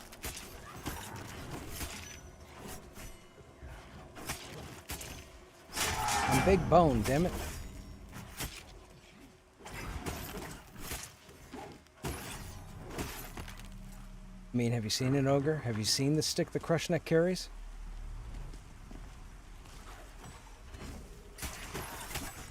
Yeah.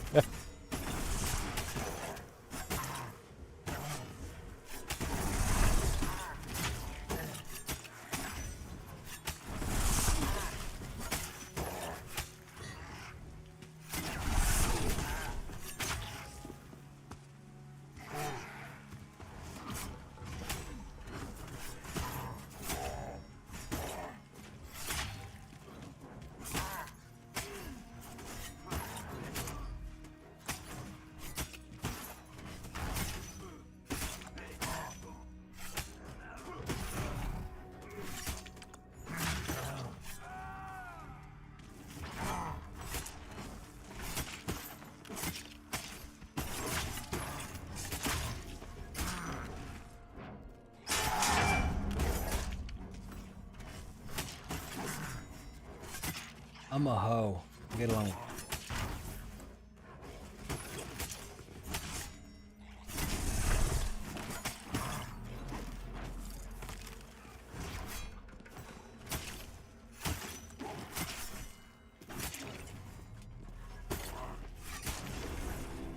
My whole focus.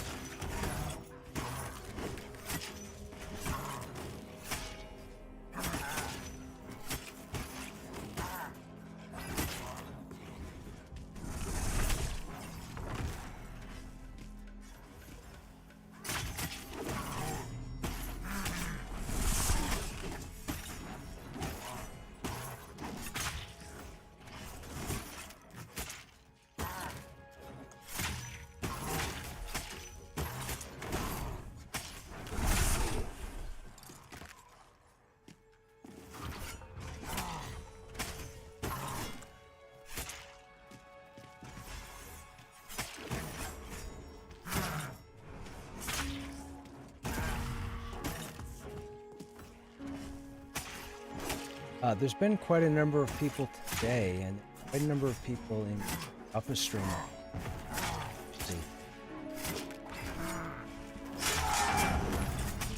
Well, I mean, it's just I'd like to see these MMOs succeed because the more that we have, the more eyes that come to us, so the games that we get, just in case we're tired of one playing. See these keep failing, whether it's good or bad, whether it's good business practice, bad practice, it sucks. Yeah.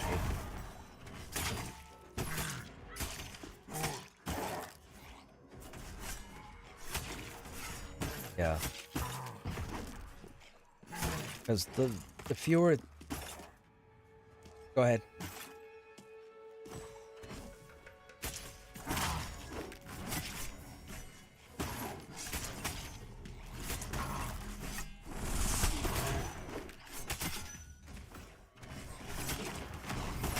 Yep. The less we have, the less eyes we have. The less eyes we have, the less product we have. We're all going to point out grass in 5 years. I don't want to do that.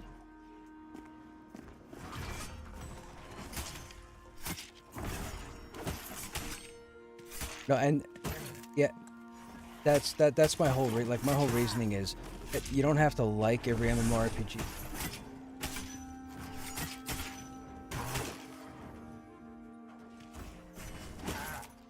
Yeah, whether you love a game or hate a game, you know, there's games that I really don't have any interest in.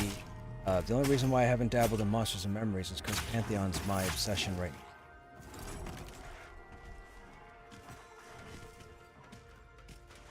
But we need to have the 10 or 11 because let's say you start at game A and then you get tired, you do all the content, and maybe you don't find groups, and then you say, okay, well, I'll try game B. So at game B, you get so far, and then you're like, oh, there's game C, and then game D and E and so on. And then you get up to G and you're like, oh, wait a minute, game A just had some updates and whatnot. Go back and check that out. You go back and check that out. But when you go back to check that out, maybe a few of your friends from game A jumped into game D. And you're like, oh, you guys are over there? I'll go over there. But if you only have 2 games to pick from, it's going to get boring.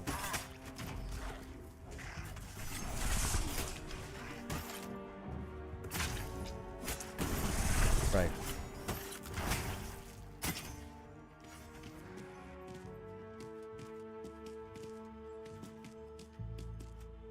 I'm telling you, man, I've been streaming this game every day for almost pretty much 3 years, every day. I've put up with so much, I've seen so much nonsense happen all over this game, and this game has done nothing but shine. Like, the amount of ignorance that's out there is just, it's mind-blowingly ridiculous.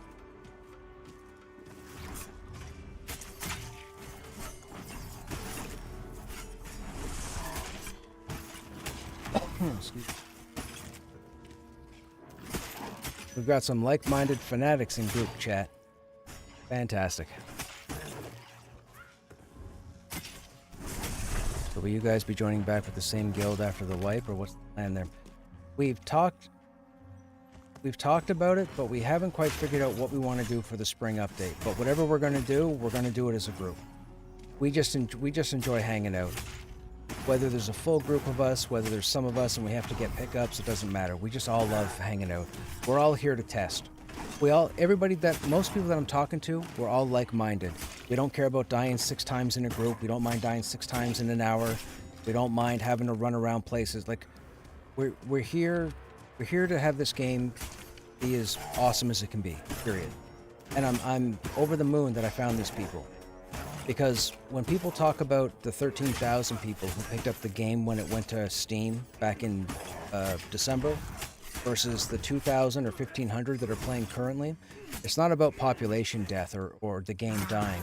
It's about 12,000 people that weren't meant to be in a game in development. These people are here because of the development, period. So everybody out there that has a problem with this game or that harps all over this game, you need to be grateful to the 1,000 of us, not me, other people that play this game, because that's how this game is getting better. The people that are playing now are the people that matter, because they're in it to win it, period.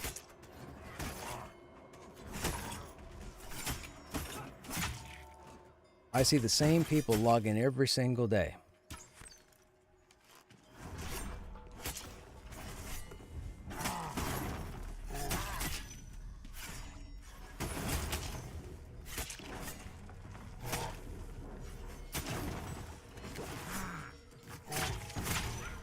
Like, I'm listening to these guys talk right now, people I don't know. There's a bunch of people in here talking, and they're all saying the same thing. They can't get themselves to go play other games. This game has hooked them. These are all different people.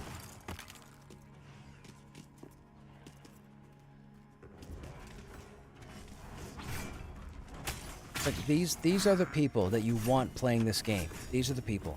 These are the people that test. These are the people that report. These are the people that complain. These are the people that get excited. These are the people that log in every day, win or lose. These are the people you need testing a video game, period.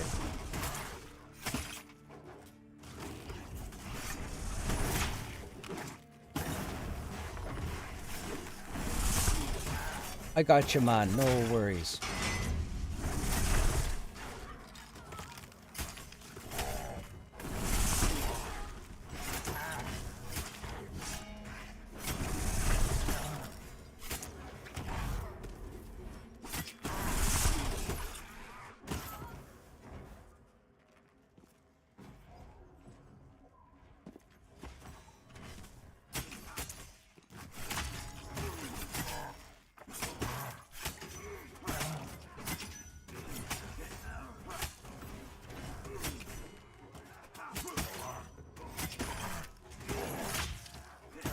I can see chat as a tank.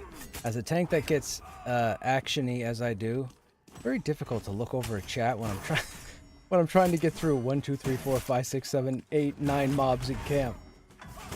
I love chatting and answering you guys, but dude, a lot of action happening.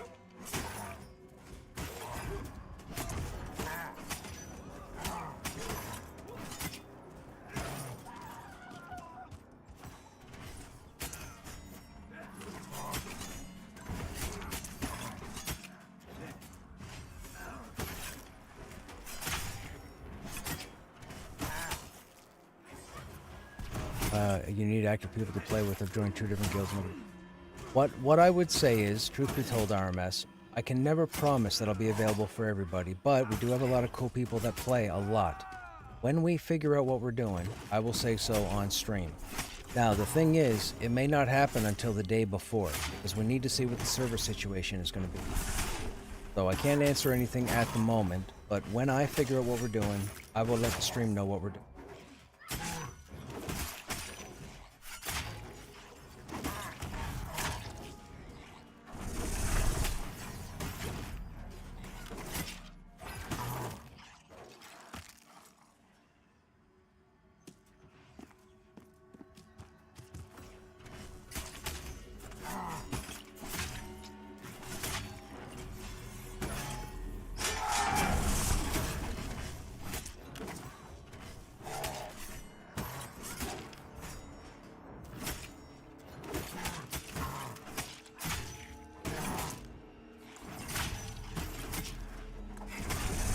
So my understanding is these are going to be a handful of crypts that are spawn in myriad of zones.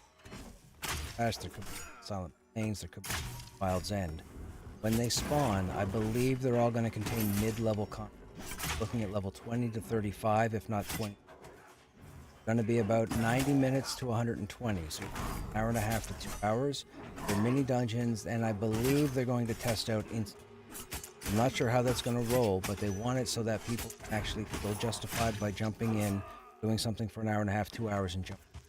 Now, I'm kind of okay with it, but I was really sold on the no instancing thing. I get why they want to instance the raid content, because as we've seen with the raid schedule and the limited targets, it'd be nice to kill the contested, get the flag, and then be able to zone into your own instance once a week, every few nights, or whatever they plan on doing. But these Nightfall Crypts are supposed to introduce a method for the people that are struggling at level 20 and above to find groups to actually run content where they can focus on getting kills and loot and whatnot, not have to worry about running 20 minutes in one direction, wiping, dying, and having to spawn away, stuff that we come up with. That's my gist of the Nightfall Crypts.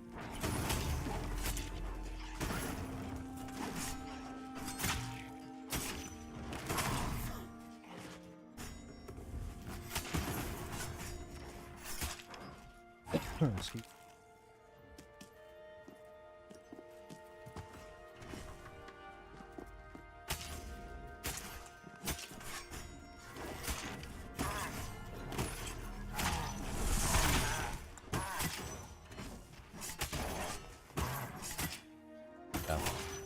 A yappy person like myself that brings in some social, Nightfall Crypts will be okay a handful of times, but I need the open world, man. I need to group with everybody. I need to make the hundreds of friends. I can't, yeah. So I'm not sure how I'm going to take the instance stuff myself, but I understand it needing.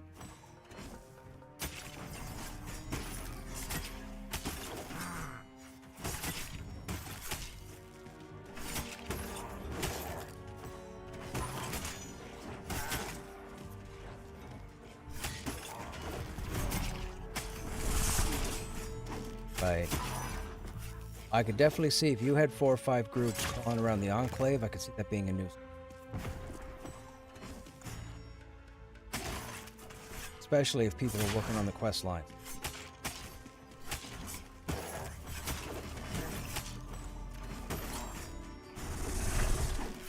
Okay.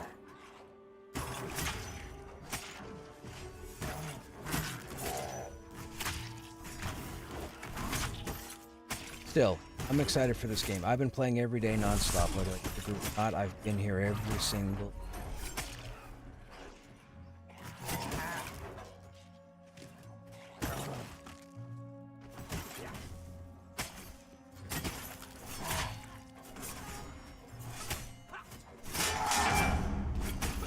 It needs to. It has to. They have to find a way to keep funding content. They don't have a way around it. Yeah.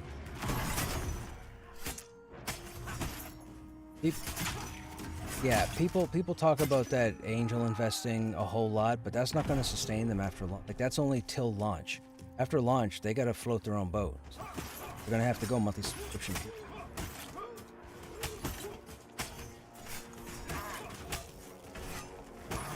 Yeah. I'm just happy, selfishly, that there are people out there like-minded like myself with really fat wallets who are like, listen, man, we need this game to come out. Some people joke that it was me, but it wasn't me.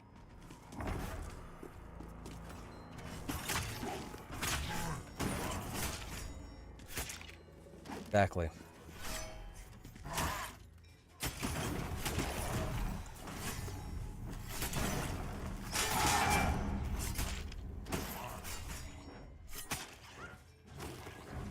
Yep.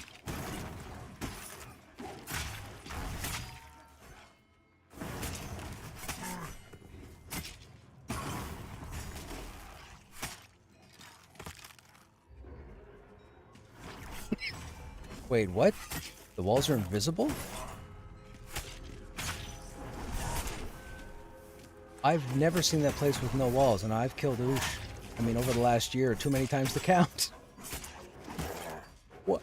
Wow.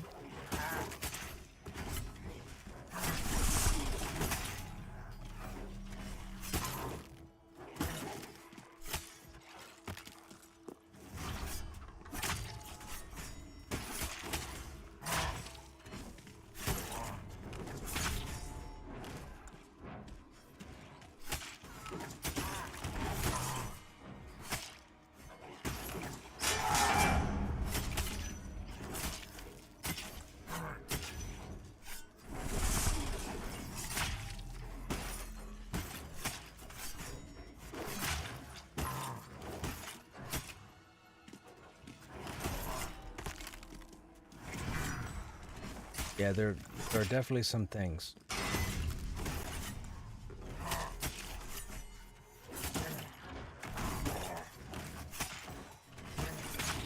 Wow.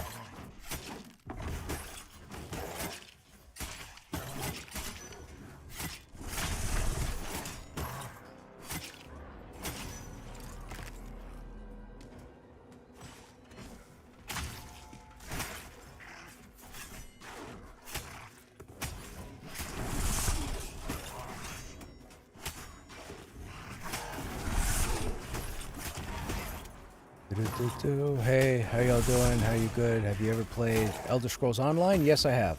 I played Elder Scrolls Online back when they had, not veteran level. What's they called? Yeah, veteran levels, yeah. I was veteran level 6, and then I was playing something else at the time, and that took my attention.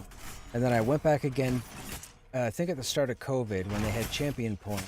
Played that for a bit, but then I ended up in Pantheon, like pretty much all the time. But yes, I played Elder Scrolls Online. I thoroughly enjoyed it. It's a fantastic game to jump into.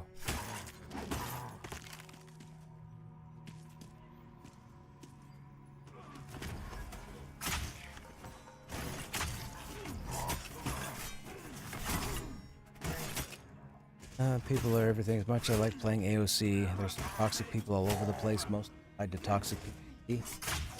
I hear ya.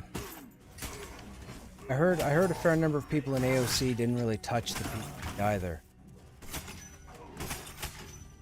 This is coming from people who played AOC, but they said there were a lot of people who just didn't bother. Which is funny, because there's always people asking for PvP, and yet for some reason a small audience participates. It's like when they were saying to Joppa on multiple streams, when are we getting to PvP servers? They're going to be PvP, is there PvP in game? So they liked the idea of doing a PvP server, so they did, but hardly anybody went over there.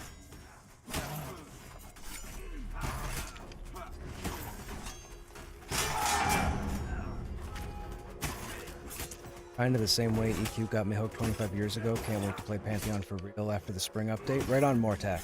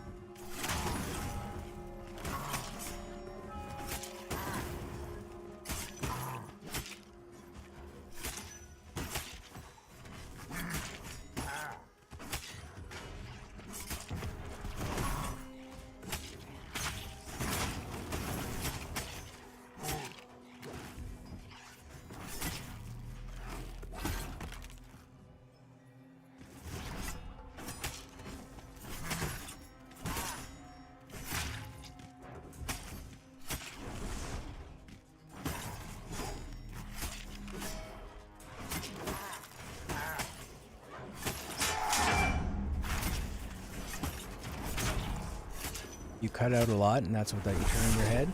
Really? What's going on? I don't know what's going on with the cutouts. I'll have to look at it at the end of the stream. Thanks for letting me know. Shouldn't be. I mean, maybe settings changed since I turned computer back. Well, we'll see.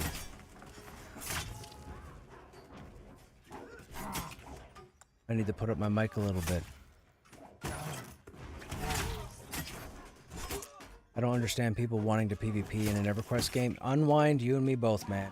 I understand people like to do it. I just don't understand why. EverQuest has nothing stacked towards PvP. You don't unlock any merchants. You don't unlock any PvP-based gear. Nothing of the sort.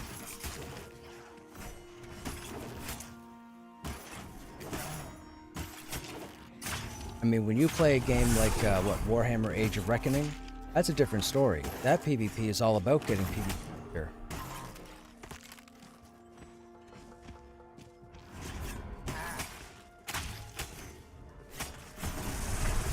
Or even Arcage.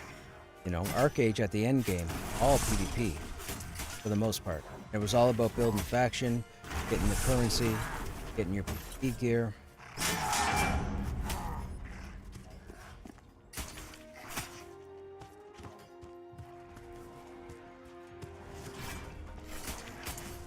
problem. Sounds like a plan.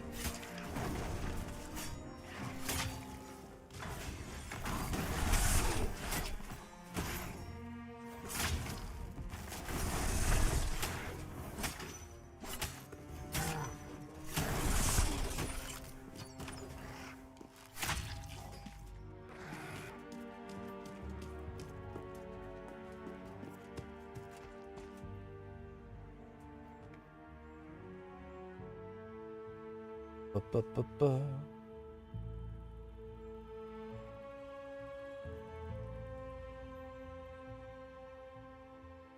Yeah, for sure. You guys too. Have a good night. I am good.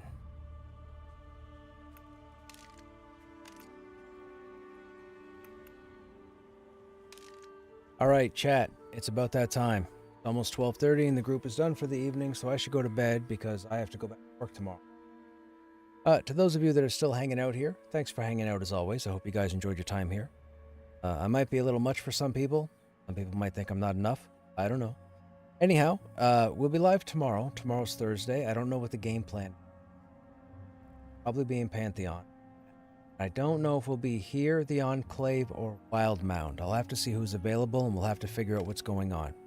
Regardless, I thoroughly enjoyed all the conversing tonight, so thank you for taking part in the chat. You guys have a good night or good day, and I hope to see you guys in the next stream. Take care.